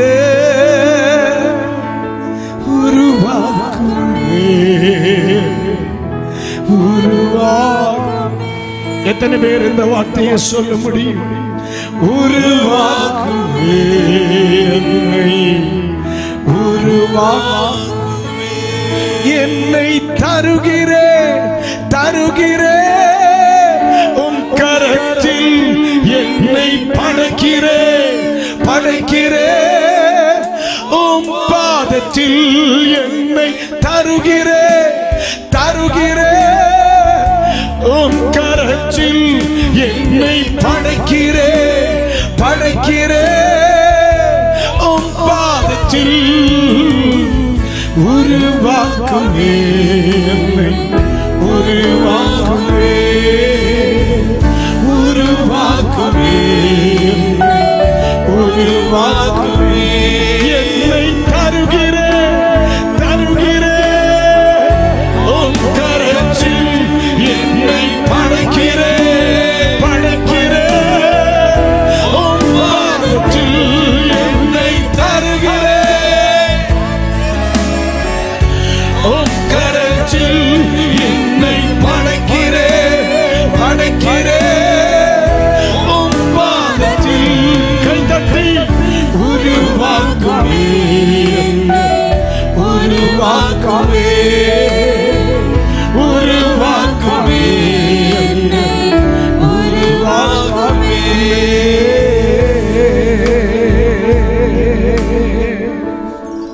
எத்தனை பேர் இன்னைக்கு ராத்திரியில இந்த தேசத்துல தேவன் தேடுகிற ஒரு மனிதனாக இருக்க விரும்புறீங்க? எஸ், தைரியமா உங்க வலது கரத்தை உயர்த்தி, நான் இருக்கேன் பாஸ்டர். ஜீசஸ், அந்த கையை விட்டுறாதீங்க, அப்படியே கண்ணை மூடுங்க. சில கைகளை கர்த்தருடைய கரம் பிடிக்குதுன்னு நான் தெளிவா சொல்றேன். இந்த உயர்த்தப்பட்ட அநேக கரங்கள் சுய வாழ்க்கையை நடத்துறதற்கு கூட தடுமாறி நிற்கிற சில பிள்ளைகள் என் ஆண்டவர் சொன்னார். ஆனா இன்னைக்கு ராத்திரியில் ஆண்டவர் சொல்லுகிறார், பயப்படாத. பேதுருவின் கைகள் இன்று அவன் தேவனை நோக்கி நீட்டப்பட்டது போல இன்று இரவில் இந்த கைகளை கர்த்தர் பிடிக்கிறாருமா. இனி மூழ்கி விடுவேனோ, என் குடும்பம் மூழ்கி விடுமோ, என் சூழ்நிலைகள் மூழ்கி விடுமோ, இயேசுவோடு நடக்க வேண்டும் என்ற ஆசையில் அநேகர் படகில் இருக்க நான் வந்தேனே, இனி என்னால் தொடர முடியாதோ என்ற கவலையில் நிற்கிற பிள்ளையே, இந்த ராத்திரியில் கர்த்தர் சொல்லுகிறார், இன்றைக்கு உன்னுடைய கை என் கரத்தினால் பிடிக்கப்படுகிறது. நான் உன்னை மூழ்க விடுவதில்லை, நான் உன்னை மூழ்க விடுவதில்லை, நான் உன்னை மூழ்க விடுவதில்லை. என் கரமுனை தாங்கிக் கொள்ளு, என் கரமுனை பிடிச்சுக் கொள்ளு, என் கரமுனை கைவிடாது, என் கரமுனை ஆதரிக்க, சத்துருவை ஜெயிக்க விடமாட்டேன்.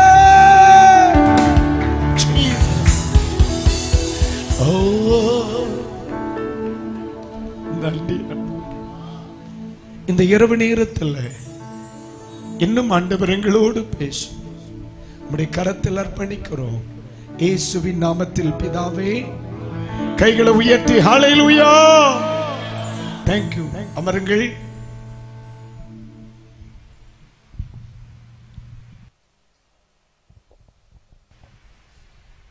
ஆண்டவர் நம்மோடு பேசிக் கொண்டிருக்கிறார் என்பதை உணர்கிறவர்கள் மட்டும் தேவனுக்கு நன்றி சொல்லும் வகையில் ஒரு அல்லேலூயா சொல்லுங்க பார்க்கலாம்.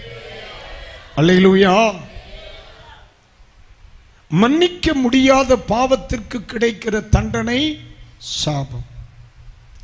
இப்ப சிந்திக்க வேண்டிய ஒரு காரியம், பழைய ஏற்பாட்டிலே சாபத்தில் இருந்து விடுதலை பெறுவதற்கான வழிமுறைகள் இல்லாதிருந்தது.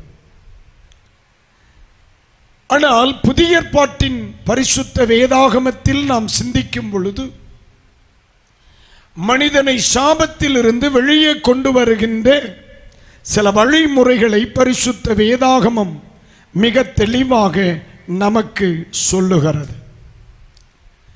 என்னுடைய ஒரு சிந்தனை உங்களுக்கு கொண்டு வருகிறேன்.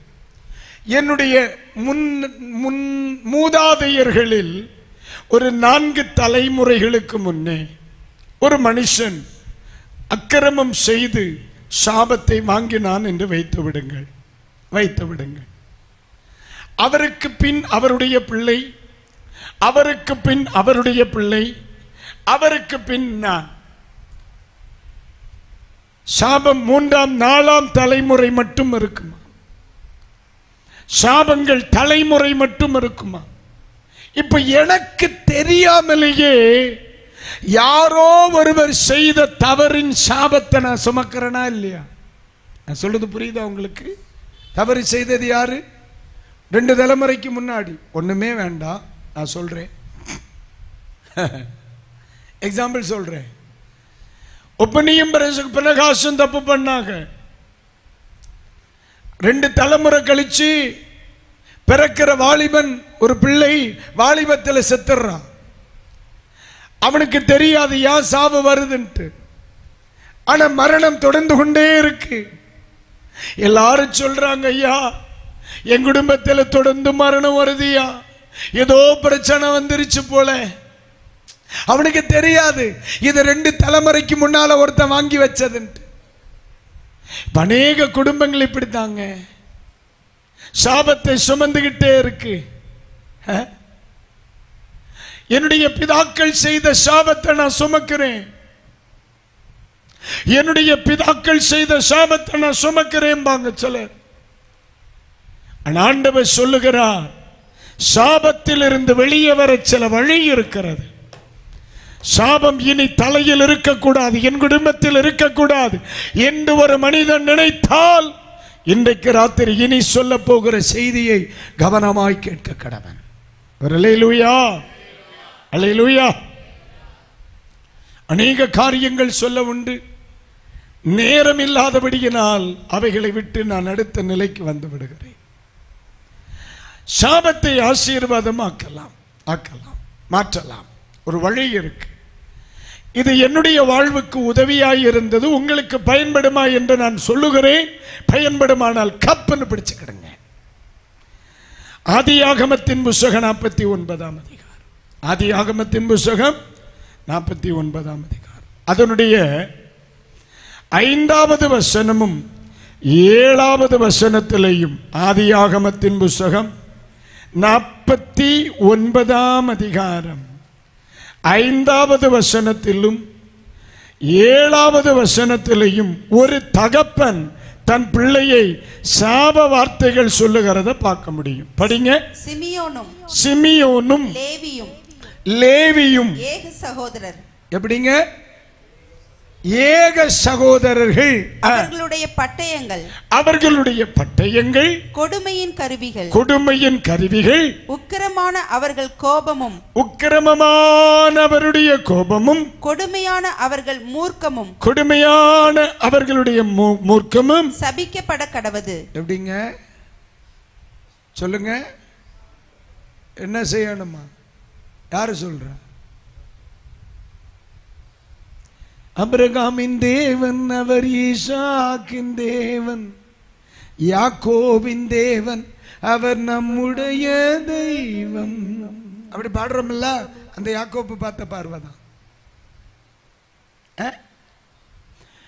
பிதாக்கள் என்று சொல்லுகிற பட்டியலில் பெயர் எழுதப்பட்டு தேவனுடைய தயவினால் இஸ்ரவேல் என்ற பெயரை தன்னகத்தை கொண்டு மிகப்பெரிய தலைமுறைகளுக்கு தகப்பனான ஒரு மனுஷன் தன்னுடைய 2 பிள்ளைகளையும், தன்னுடைய 2 பிள்ளைகளுக்கு சொல்லுகிற ஒரு வார்த்தை, லேவியும் சிமியோனும் ஏக சகோதரர்கள் என்று சொல்லிவிட்டு பெத்த தகப்பன் அற்புதமான ஒரு தீர்க்க தரிசனம் கொடுக்கிறார்.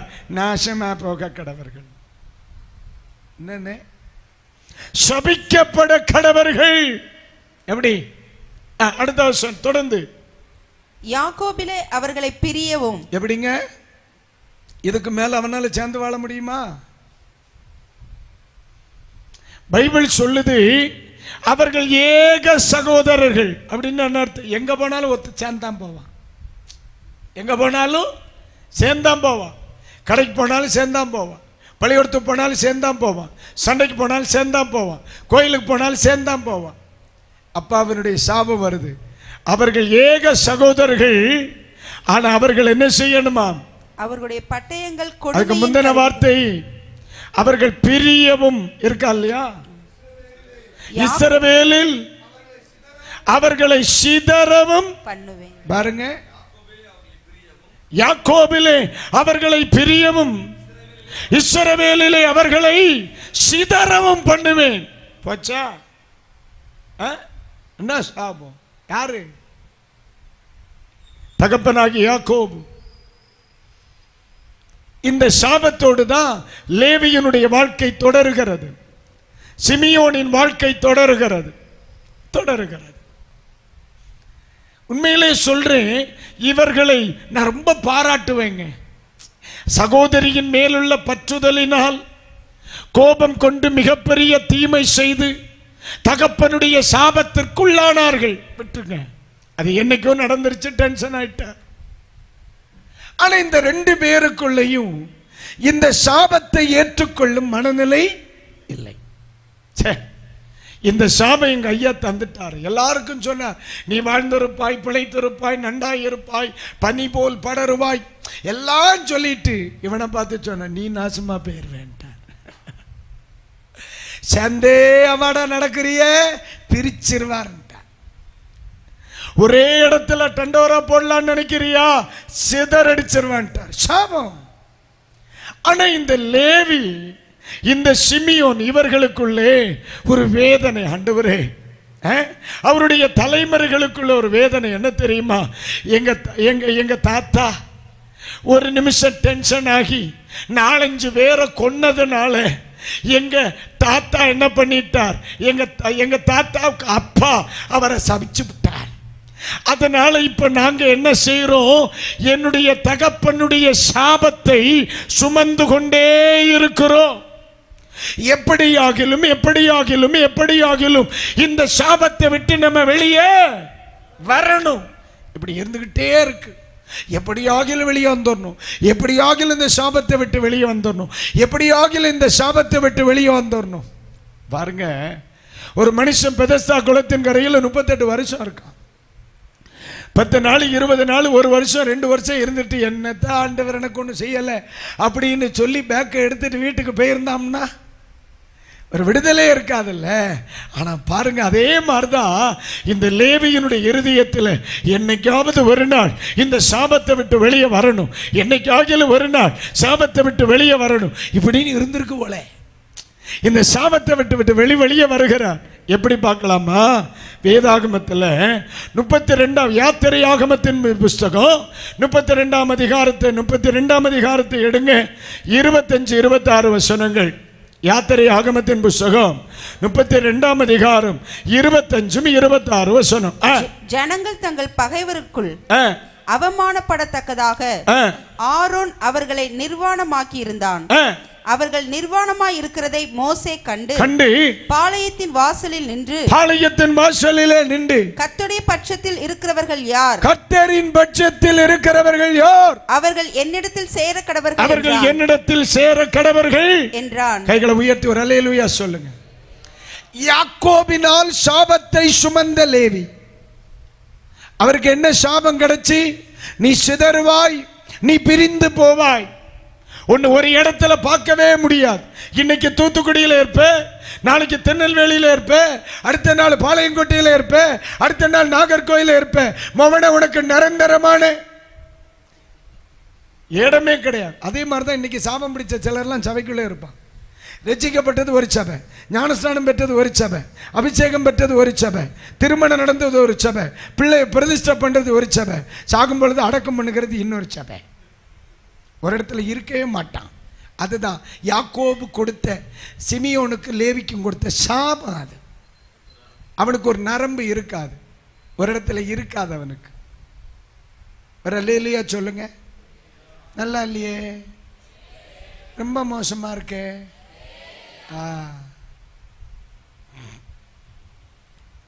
நீங்க நல்லா கவனிக்கணும். அது ஒரு ஆவி, அது ஒரு சாபம், அது ஒரு ஆமா. கர்த்தரனை ரட்சித்த இடத்துல, ஆண்டவரன் அபிஷேகம் பண்ணி வச்ச இடத்துல சாகிறது வரைக்கும் ஒருத்தன் இருப்பான்னா அவனை விட மேன்மையான ஒருத்தனை இருக்க மாட்டான். கைகளை உயர்த்தி ஒரு அல்லேலூயா சொல்லுங்க. பரவாயில்ல, சூப்பர்.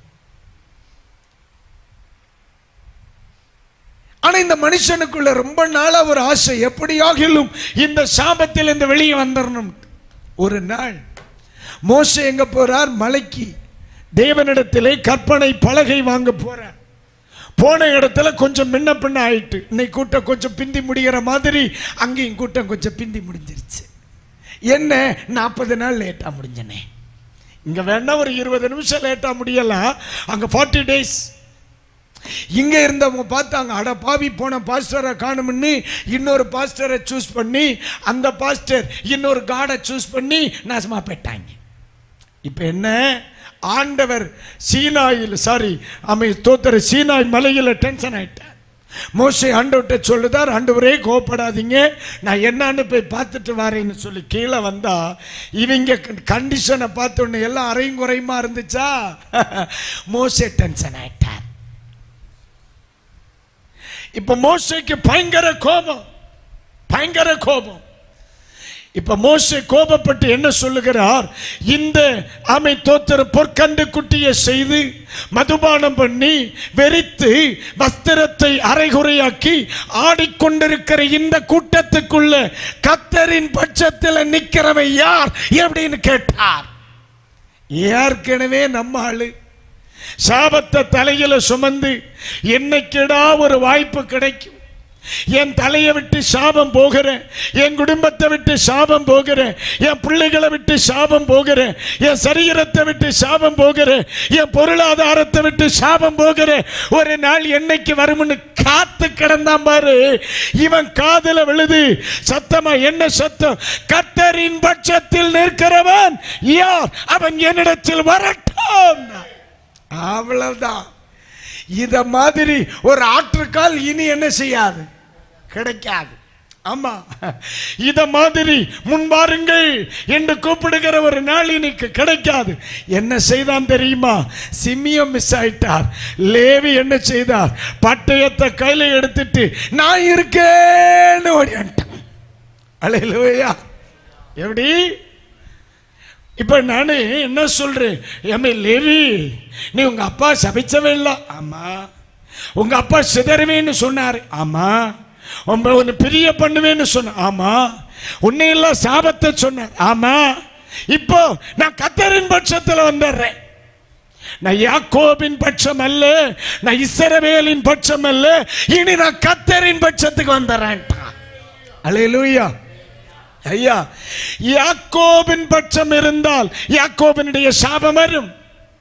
இஸ்ரவேலின் பட்சம் இருந்தால் இஸ்ரவேலின் மீறுதல் எனக்கு வரும். அதனால யாக்கோபுக்கு சாபம் வேண்டாம், இஸ்ரவேலுக்கு மீறுதல் வேண்டாம், கர்த்தரின் பட்சத்தில் வந்துறேன். அல்லேலூயா, அல்லேலூயா.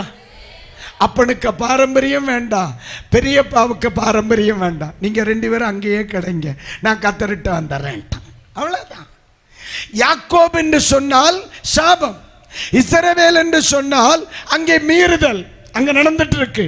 அப்ப அன்றைக்கு யாக்கோபு அந்த சாபமும் வேண்டாம், இன்னைக்கு அரைங்குறையுமா ஆடுது. இந்த இஸ்ரவேலுக்கு மீறுதல் வேண்டாம், எனக்கு யார் போதும்? கர்த்தரின் பட்சம். கைகளை உயர்த்தி வர அல்லேலூயா. எனக்காய் ஜீவன் விட்டவரே, என்னோடு இருக்க எழுந்தவரே, எனக்காய் ஜீவன் விட்டவரே, என்னோடு இருக்க எழுந்தவரே, என்னை என்றும் வழி நடத்துவாரே, என்னை கை தட்டி பாடுங்களே, என்னை என்றும் வழி நடத்துவாரே,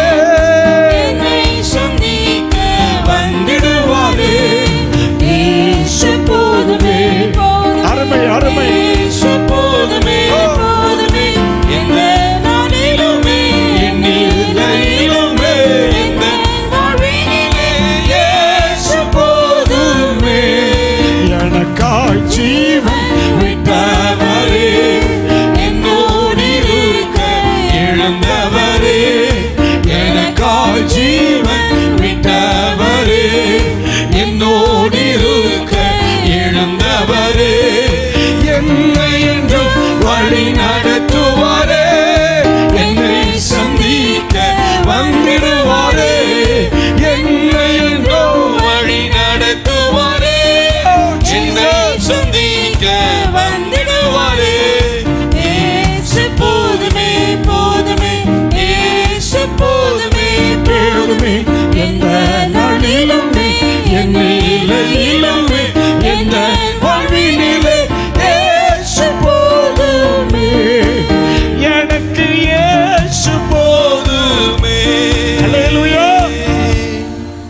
ஆமென்.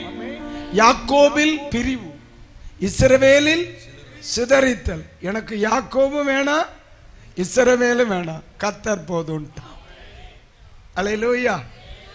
யாக்கோபில் என்ன கிடக்கு? பிரிவு. இஸ்ரவேல்ல என்ன இருக்கு? சிதறுதல். அப்போ எனக்கு யாக்கோபில் இருந்தாலும் பிரச்சனை, இஸ்ரவேல்ல இருந்தாலும் பிரச்சனை, ரெண்டு பேரும் வேண்டாம். எனக்கு யார் போதும்? எல்லாரும் வலது கரத்தை உயர்த்தி எத்தனை பேர் கர்த்தர் போதும்? அதனால தான் வந்தோம் தூத்துக்குடியில். கர்த்தர் போதும் சொல்லுங்க, கர்த்தர் போதும். இல்லைண்ணே, கர்த்தர் போதுமா இல்லையா? கர்த்தர் போதும். அவனை நம்பி இல்லை, இவனை நம்பி இல்லை, என்னை அழைச்ச அப்பனை நம்பி எனக்கு இயேசு போதும். ஒரு அல்லேலூயா சொல்றீங்களா? இப்ப சாபத்தில் ஒரு சின்ன டேர்னிங், ஒரு மாற்றம் வருது பாருங்க. எப்படி வருது பாருங்கண்ணே, படிக்கலாமா? உபாகமத்தின் புஸ்தகம், ஜோமன போறேன். உபாகமத்தின் புஸ்தகம் 10ஆம் அதிகாரம் 8-9 வசனங்கள். அக்காலத்தில், உபாகமத்தின் புஸ்தகம் 10ஆம் அதிகாரம் 8-9 வசனங்கள். அக்காலத்தில் கர்த்தருடைய உடன்படிக்கை பெட்டியை சுமப்பதற்கும். எப்படிங்க? கர்த்தருடைய உடன்படிக்கை பெட்டியை சுமப்பதற்கும் இந்நாள் வரைக்கும் நடந்து வருகிறது போல கர்த்தருடைய சந்நிதியிலே நின்று. எங்க நின்று? கர்த்தருடைய சந்நிதியில் நின்று அவருக்கு ஆராதனை செய்வதற்கும் அவர் நாமத்தை கொண்டு ஆசீர்வதிப்பதற்கும் கர்த்தர் லேவியின் கோத்திரத்தை பிரித்தெடுத்தார். அவ்வளவுதான். மகிமை இல்ல? என்ன நீங்க முறைச்சு பாக்குறீங்க? நல்லா இருக்குல்ல? உலகம் உன்னை எப்படி சொல்லுதுங்கல்ல? யாக்கோபு சொல்றான், எலே நீ பிரிஞ்சிருவான்றான்.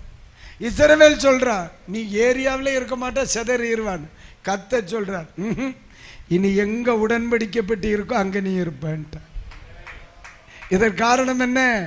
யாக்கோபும் வேண்டாம், இஸ்ரவேலும் வேண்டாம், ஆண்டவர் போதும்ட்டா. எத்தனை பேர் இன்னைக்கு ராத்திரியில இதை சொல்றியா? அல்லேலூயா. அந்த கோயிலை நம்பியும் நான் இல்லை, அப்பன் கோயிலை நம்பிய நான் இல்லை, அம்மா கோயிலை நம்பி நான் இல்லை, சித்தப்பன் கோயிலை நம்பி நான் இல்லை, நான் இயேசுவை நம்பித்தான் இருக்கேன்.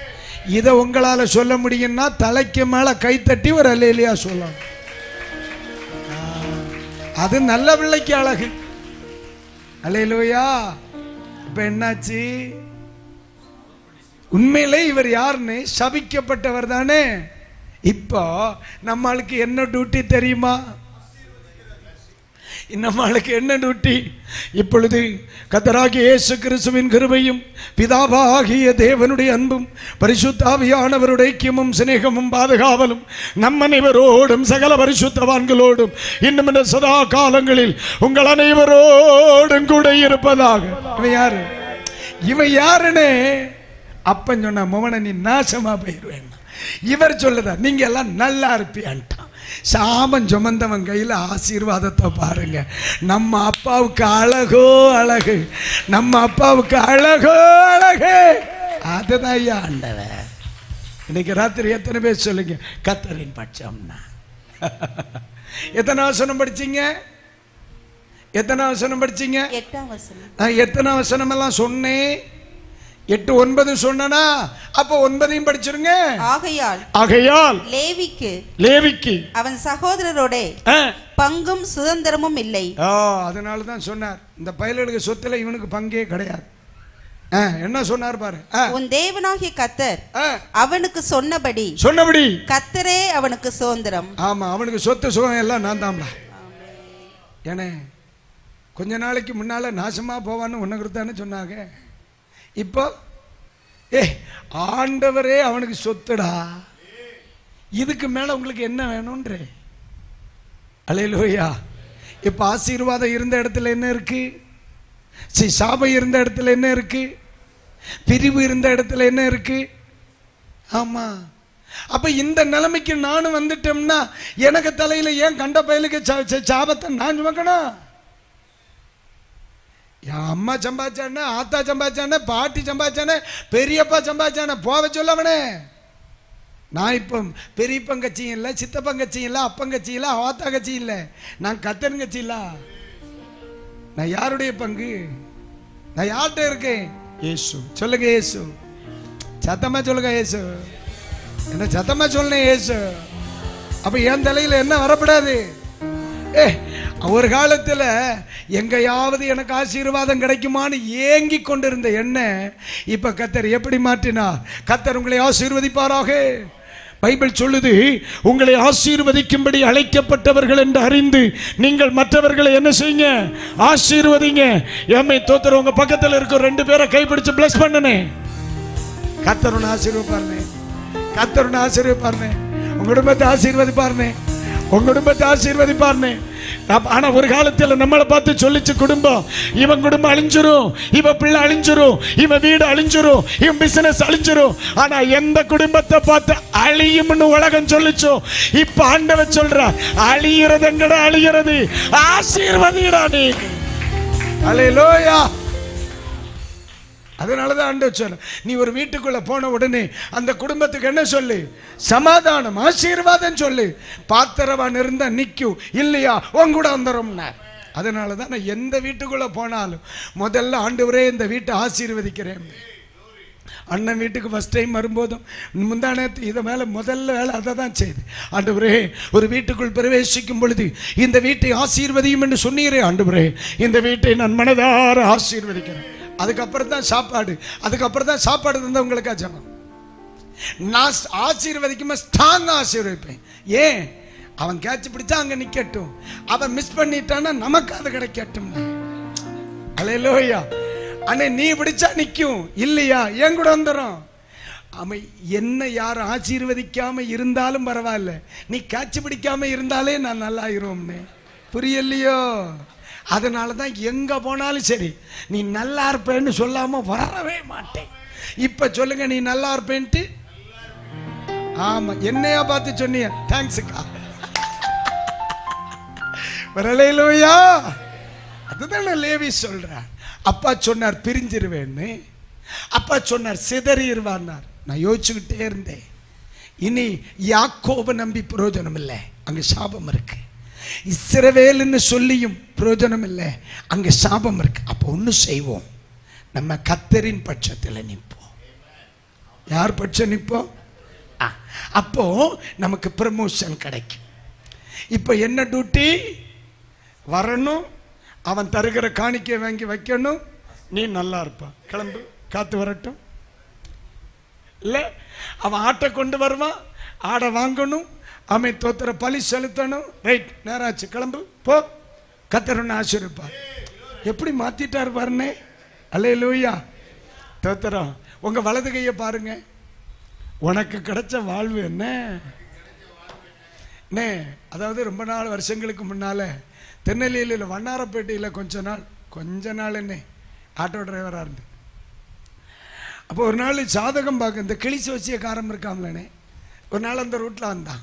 ஒரு ஆளுக்கு பார்த்தா 2 ரூபா. மத்தியானம் சாப்பிட்டுட்டு சும்மா இருந்தோம். அப்போ எவ்வளோன்னு கேட்டான் என் நண்பன். அவன் 2 ரூபான்னா 2 ரூபாயை கொடுத்து அவன் கையை கொடுத்து இதுவரை பார்த்தான். உடனே அவன் சொன்னான், எனக்கு பாதி போதும், என் நண்பனுக்கு பாருங்க. உடனே அவன் கையை கொடுத்து பாதி வரை பார்த்தான். அவன் சொன்னான், எனக்கு இது போதும், இனி அவனுக்கு பாருங்க. 5வது கை என் கை. 2 ரூபாய்க்கு அவன் 10 ரூபாய்க்கு வேலையை 2 ரூபாய்க்கு செய்கிறான். அவனை கடப்ப நமக்கு மத்தியானம் தூக்கம் வராமல் இருக்கிறதுக்கு ஒரு ஒரு ஒரு ஒரு பிராணி கிடச்சி. அவன் கடைசியில் என் கையை பார்த்துட்டு சொன்னான், இங்கேருந்து பார்த்தா சப்பான் தெரியுதுன்னு விளங்கவே மாட்டேன்.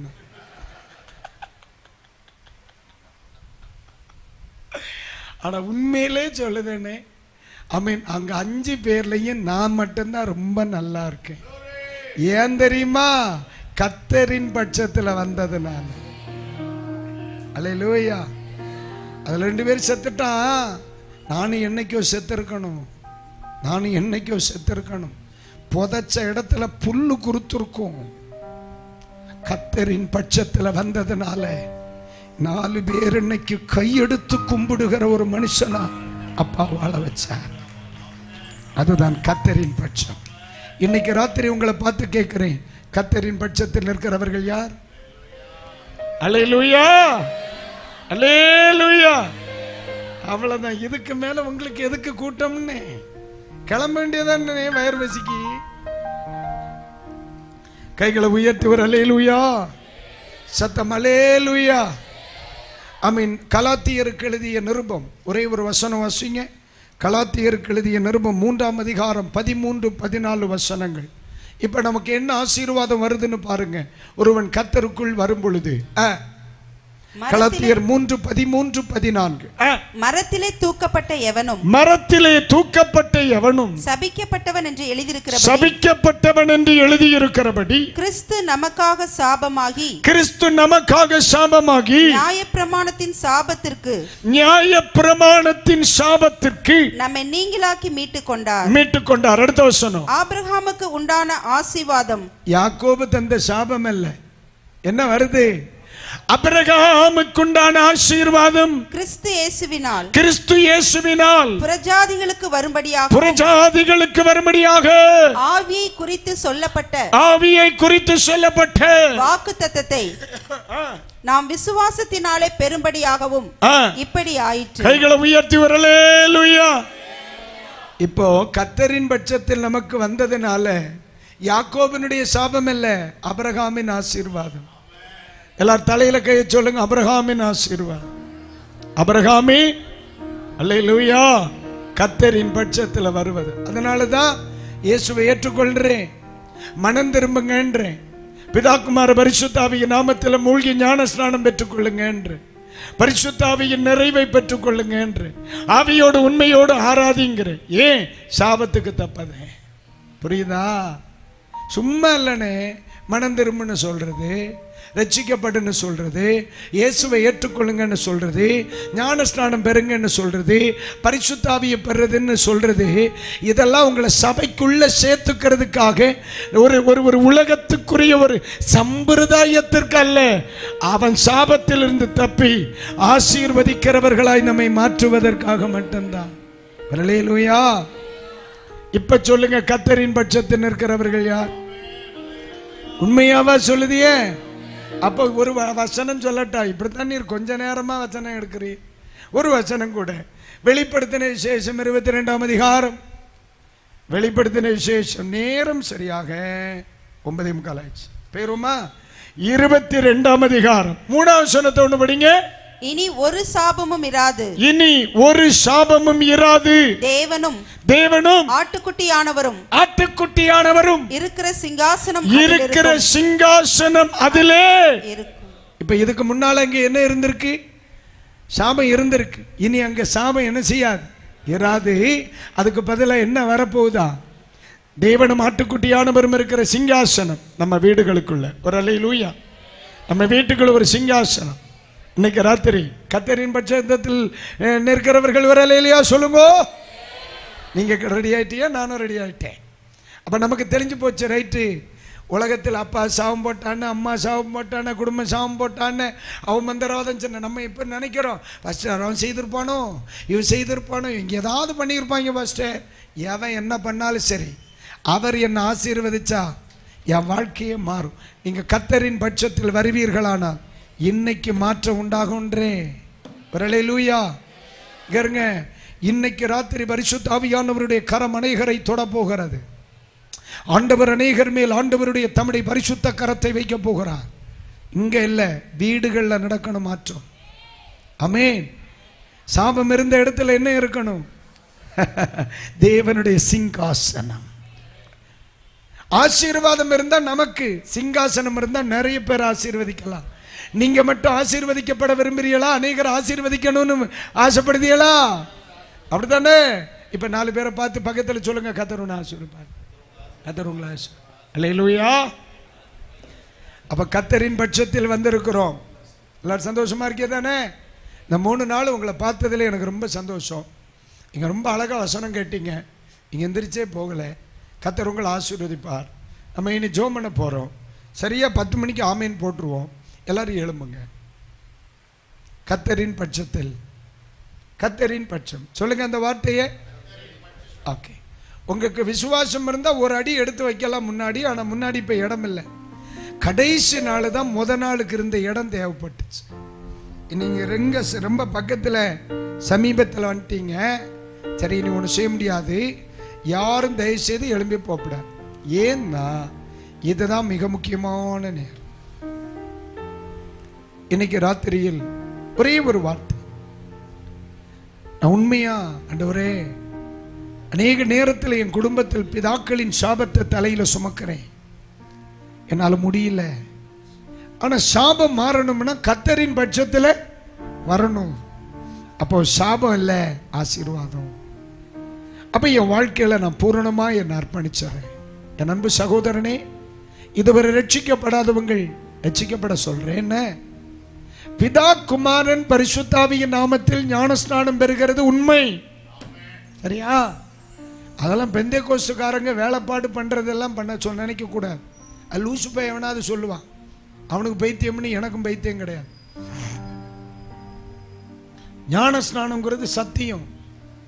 அப்பதான் உன்னை சாபத்தில் வெளியே கொண்டு வந்து அபிரகாமின் ஆசீர்வாதம் சிரசுக்குள்ள கொண்டு வர முடியும், சரியா? நான் தான் சொல்றேன்ல, நான் எனக்கு தெரிஞ்ச சத்தியத்தை நேர சொல்லிடுவேன். நீ என்ன கூப்பிட்டாலும் சரி, கூப்பிடாமலேயே போனாலும் சரி, அதெல்லாம் ஒரு மேட்டரே கிடையாது.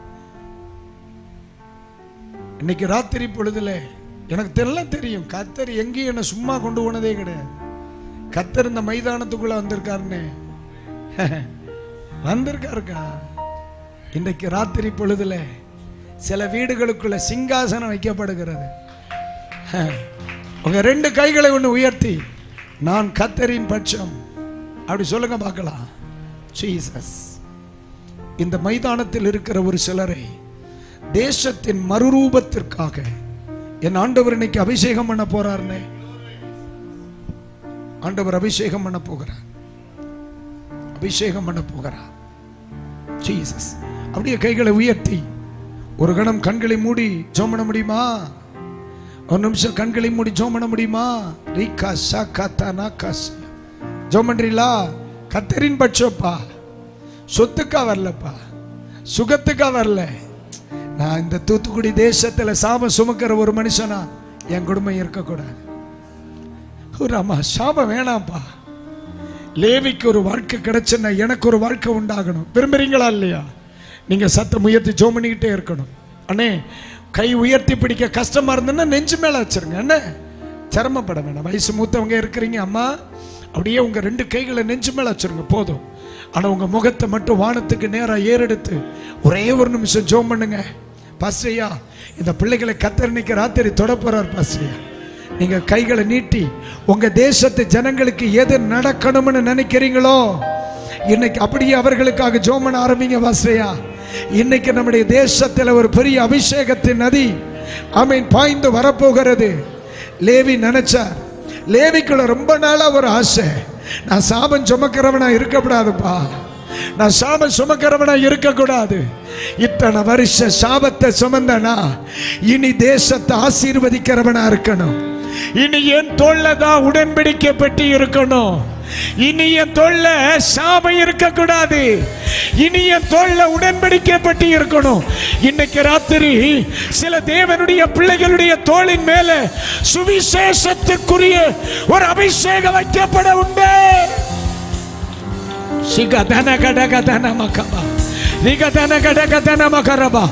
இந்த இடத்தில் இருக்கிற அநேகரை தேசத்தின் மறுரூபத்திற்காக, தேசத்தின் அபிஷேகத்திற்காக, தேசத்தினுடைய மாற்றத்திற்காக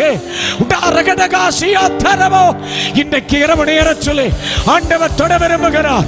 இயேசுவே, இயேசுவே, இயேசுவே, இனி நான் சபிக்கப்பட்டவன் அல்ல, ஆசீர்வதிப்பதற்குரியவன். நன்றி தகப்பனே. ஒரே ஒரு கணம் உங்க வலது கரத்தை உங்க தலைக்கு மேல வைங்க பார்க்கலாம். உங்க வலது கரத்தை வச்சிட்டீங்களா? அப்பா, இந்த தலைமையில இனி சாபமே இருக்கப்படாது. சிலுவையில் இயேசு என்னைக்கு எனக்காக மரித்தாரோ அன்னைக்கு இந்த சாபம் விலகி என் தலையில் உடன்படிக்கை பெட்டி, என் தோளில் உடன்படிக்கை பெட்டி. உங்க தலை மேல கை இருக்குல்ல, இந்த கையின் மேல அபிஷேகிக்கிறவருடைய கை. ரீமா ஷாகாதானா, கர்த்தருடைய ஆவியானவர் ஒரு வார்த்தையை சொன்னார்.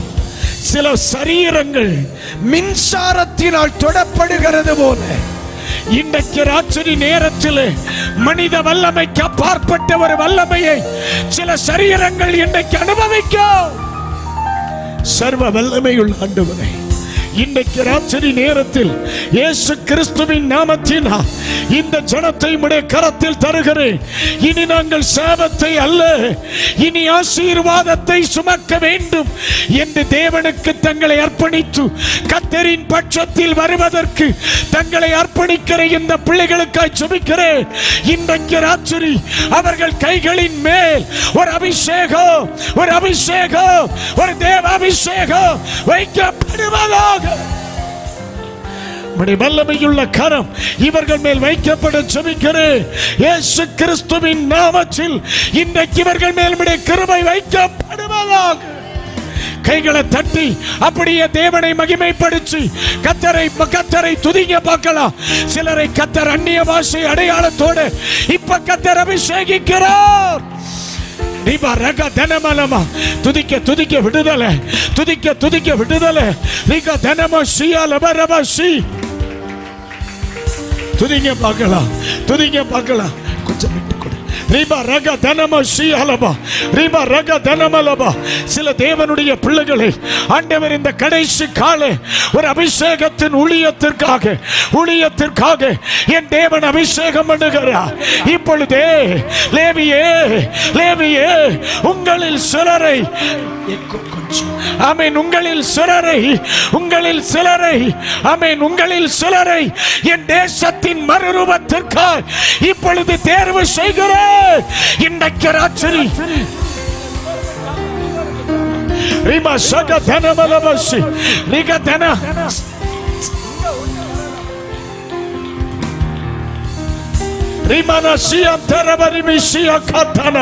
சத்தம் உயர்த்தி ஜெபம் ஆரம்பி, சத்தம் உயர்த்தி ஜெபம் ஆரம்பி, சத்தம் உயர்த்தி ஜெபம் ஆரம்பி. ஆண்டவர் முதலாவது சொல்லுகிறார், இதுவரை சாபம் இருந்த சில தோள்களில் இன்றைக்கு ராத்திரி உடன்படிக்கை பட்டியை வைக்க போகிறேன். இப்ப பெற்றுக்கொள்ள இயேசுவின் நாமத்தில் கைகளை தட்டி ரிசீவ் பண்ணிக்க. இயேசுவின் நாமத்தில் அது அப்படியே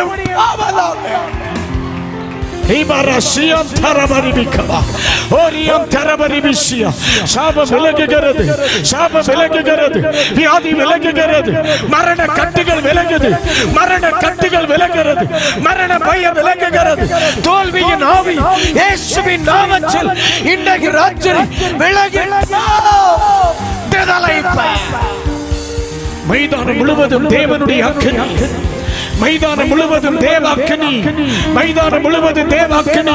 இயேசுவை என்று கூப்பிடு கூப்பிடு. விடுதலை நடந்து கொண்டிருக்கிறது. அநேக நாட்களாக குடும்பத்தில் அனுபவிக்கிற எழும்ப முடியாது சில தரித்திரத்தின் சாபம் இன்னைக்கு ராத்திரி இயேசுவின் நாமத்தில் விலகுகிறது. விடுதலை, விடுதலை இயேசுவின் நாமத்தில், விடுதலை இயேசுவின் நாமத்தில், விடுதலை இயேசுவின் நாமத்தில், விடுதலை இயேசுவின் நாமத்தில். சில தேவனுடைய பிள்ளைகளை இன்னைக்கு ராத்திரி நேரத்தில் ஆண்டவர் சொல்லுகிறார், சுவிசேஷ ஊழியத்திற்காக இயேசுவின் நாமத்தில் இப்பொழுது அபிஷேகம் பண்ணுகிறார்.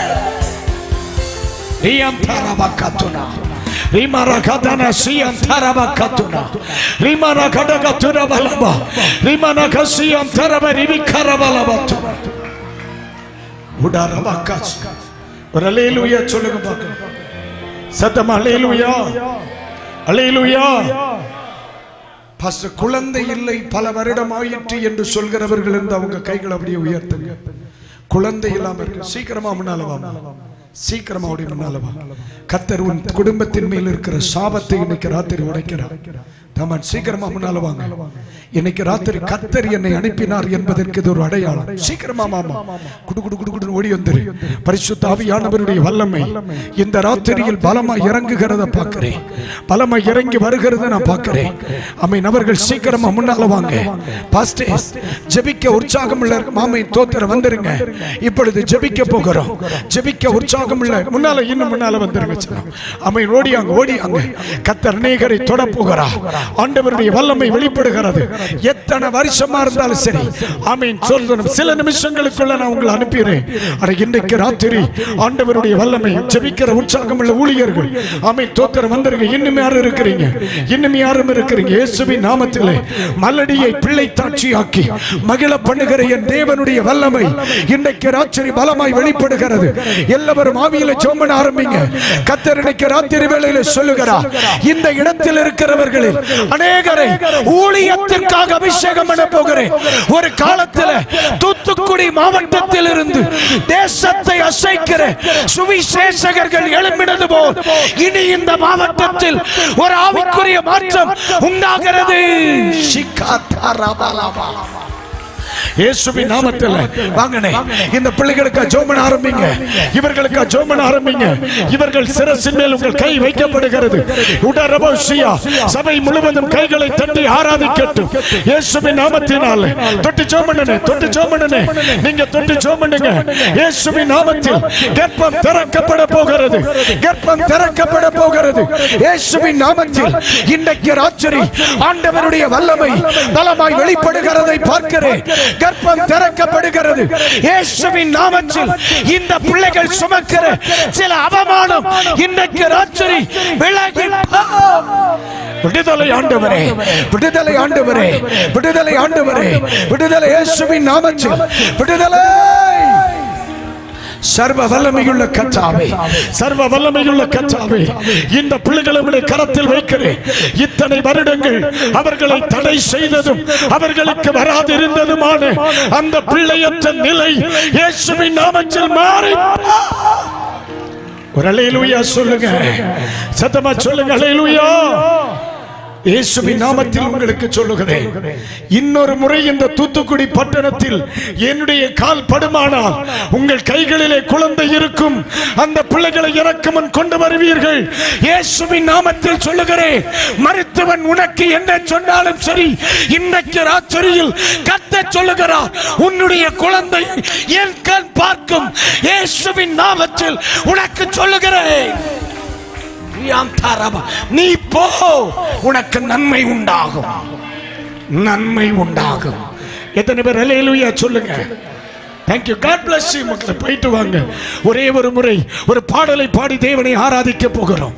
ஆவியானவருடைய வல்லமை இந்த பகல் ராத்திரியில் மைதானம் முழுவதும் வெளிப்படுகிறது.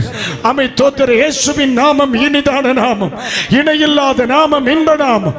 இந்த பாடலை பாடி ஒரு 2 நிமிடங்கள் கர்த்தரை ஆராதிக்க போகிறோம். ஆவியானவர் நமக்கு உதவி செய்வாராக. இனிதான நாமம், இணையில்ல நாமம், இன்ப நாமம், எங்கள் இயேசுவின் நாமம். இனிதான நாமம், இணையில்ல நாமம், இன்ப நாமம். பாவத்தை போக்கும், பயமதை நீக்கும், பரம சந்தோஷம் பக்தரு கழிக்கும். பாவத்தை போக்கும், பயமதை நீக்கும், பரம சந்தோஷம் பக்தரு கழிக்கும். இயேசுவின் நாமம், இனிதான நாமம், இணையில்ல நாமம், இன்ப நாமம். கர்த்தர் விடுவிக்க போகிறார். இனிதான நாமம், இணையில்ல நாமம், இன்ப நாமம். முழங்கால் யாவும் முழங்கிடும் நாமம், மூன்றில் ஒன்றாக ஜொலிப்பவன் நாமம், மூன்றில் ஒன்றாக ஜொலிப்பவன் நாமம். இயேசுவின் நாமம், இனிதான நாமம், இணையில்ல நாமம், இன்ப நாமம். எங்கள் இயேசுவின் நாமம், இனிதான நாமம், இணையில்ல நாமம், இன்ப நாமம். சாத்தானின் சேனையை ஜெயித்திட்ட நாமம், சாப பிசாசை துரத்திடும் நாமம். சாத்தானின் சேனையை ஜெயித்திட்ட நாமம், சாப பிசாசை துரத்திடும் நாமம் இயேசுவின் நாமம் இனிதான நாமம் இணையில்ல நாமம் இன்ப நாமம் எங்கள் இயேசுவின் நாமம் இனிதான நாமம் இணையில்ல நாமம் இன்ப நாமம் எங்கள் இயேசுவின் நாமம் இனிதான நாமம் இணையில்ல நாமம் இன்ப நாமம் எங்கள் இயேசுவின் நாமம் இனிதான நாமம் இணையில்ல நாமம் இன்ப நாமம் வல்லமை உண்டு உண்டு அற்புத வல்லமை இயேசுவே இரத்தத்தால் வல்லமை உண்டு உண்டு அற்புத வல்லமை ஆட்டுக்குட்டியின் இரத்தத்தினால் வல்லமை உண்டு உண்டு அற்புத வல்லமை இயேசுவே இரத்தத்தால் வல்லமை உண்டு உண்டு அற்புத வல்லமை ஆட்டுக்குட்டியின் இரத்தத்தினால் வல்லமை உண்டு உண்டு அற்புத வல்லமை இயேசுவே இரத்தத்தால் வல்லமை உண்டு உண்டு அற்புத வல்லமை ஆட்டுக்குட்டியின் இரத்தத்தினால் வல்லமை உண்டு உண்டு அற்புத வல்லமை இயேசுவே இரத்தத்தால் மாற்றத்தை ஏற்படுத்துகிற வல்லமை உண்டு அற்புத வல்லமை ஆட்டுக்குட்டியின் இரத்தத்தினால் வல்லமை உண்டு அற்புத வல்லமை இயேசுவே இரத்தத்தால் வல்லமை உண்டு உண்டு அற்புத வல்லமை ஆட்டுக்குட்டியின் இரத்தத்தினால் வல்லமை உண்டு உண்டு அற்புத வல்லமை இயேசுவே வல்லமை உண்டு உண்டு அற்புத வல்லமை ஆட்டுக்குட்டியின் இரத்தத்தினால் ஆட்டுக்குட்டியின் இரத்தத்தினால் ஆட்டுக்குட்டியின் இரத்தத்தினால் இயேசுவின் நாமத்தினால் ஆட்டுக்குட்டியின் இரத்தத்தினால் ஆட்டுக்குட்டியின் இரத்தத்தினால் ஆட்டுக்குட்டியின் இரத்தத்தினால் ஆட்டுக்குட்டியின் இரத்தத்தினால் ஆட்டுக்குட்டியின் இரத்தத்தினால் சுவிசேஷ அபிஷேகம் தேவிக்கிறவர் தேவ கிருபை அவர் மேல் முன்பாவதாக உரபலமோ சந்தலபரிவிக்கரமத்தோ ரீமனமோ டிரிவி சந்தலபரிவிக்கரமத்தோ இனி சாபம் இருப்பதில்லை ஆட்டுக்குட்டியானவருடைய சிங்காசனம் இருக்கும் அன்பானவர்களே ஆண்டவர் இயேசு சீக்கிரமாய் வரப்போகிறார் இதோ எக்கால சத்தம் சீக்கிரமாய் கேட்க போகிறது ஆண்டவர் இயேசு சொன்னார் இதோ சீக்கிரமாய் வருகிறேன் அவனவனுக்கு நான் அளிக்கும் பலன் என்னோடு கூட வருகிறது என்று சொன்னார் ஏனெனில் கர்த்தர் தாமே ஆரவாரத்தோடு பிரதான தூதருடைய சத்தத்தோடு தேவனுடைய காலத்தோடு வானத்திலிருந்து இறங்கி வருவார் அப்பொழுது கிறிஸ்துவிலே மரித்தவர்கள் முதலாவது எழுந்திருப்பார்கள் பின்பு உயிரோடு இருக்கிற நாமம் அவருக்கு எதிர்கொண்டு போய் இவ்விதமாய் என்னோடு கூட இருப்போம் கைகளை உயர்த்தி அல்லேலூயா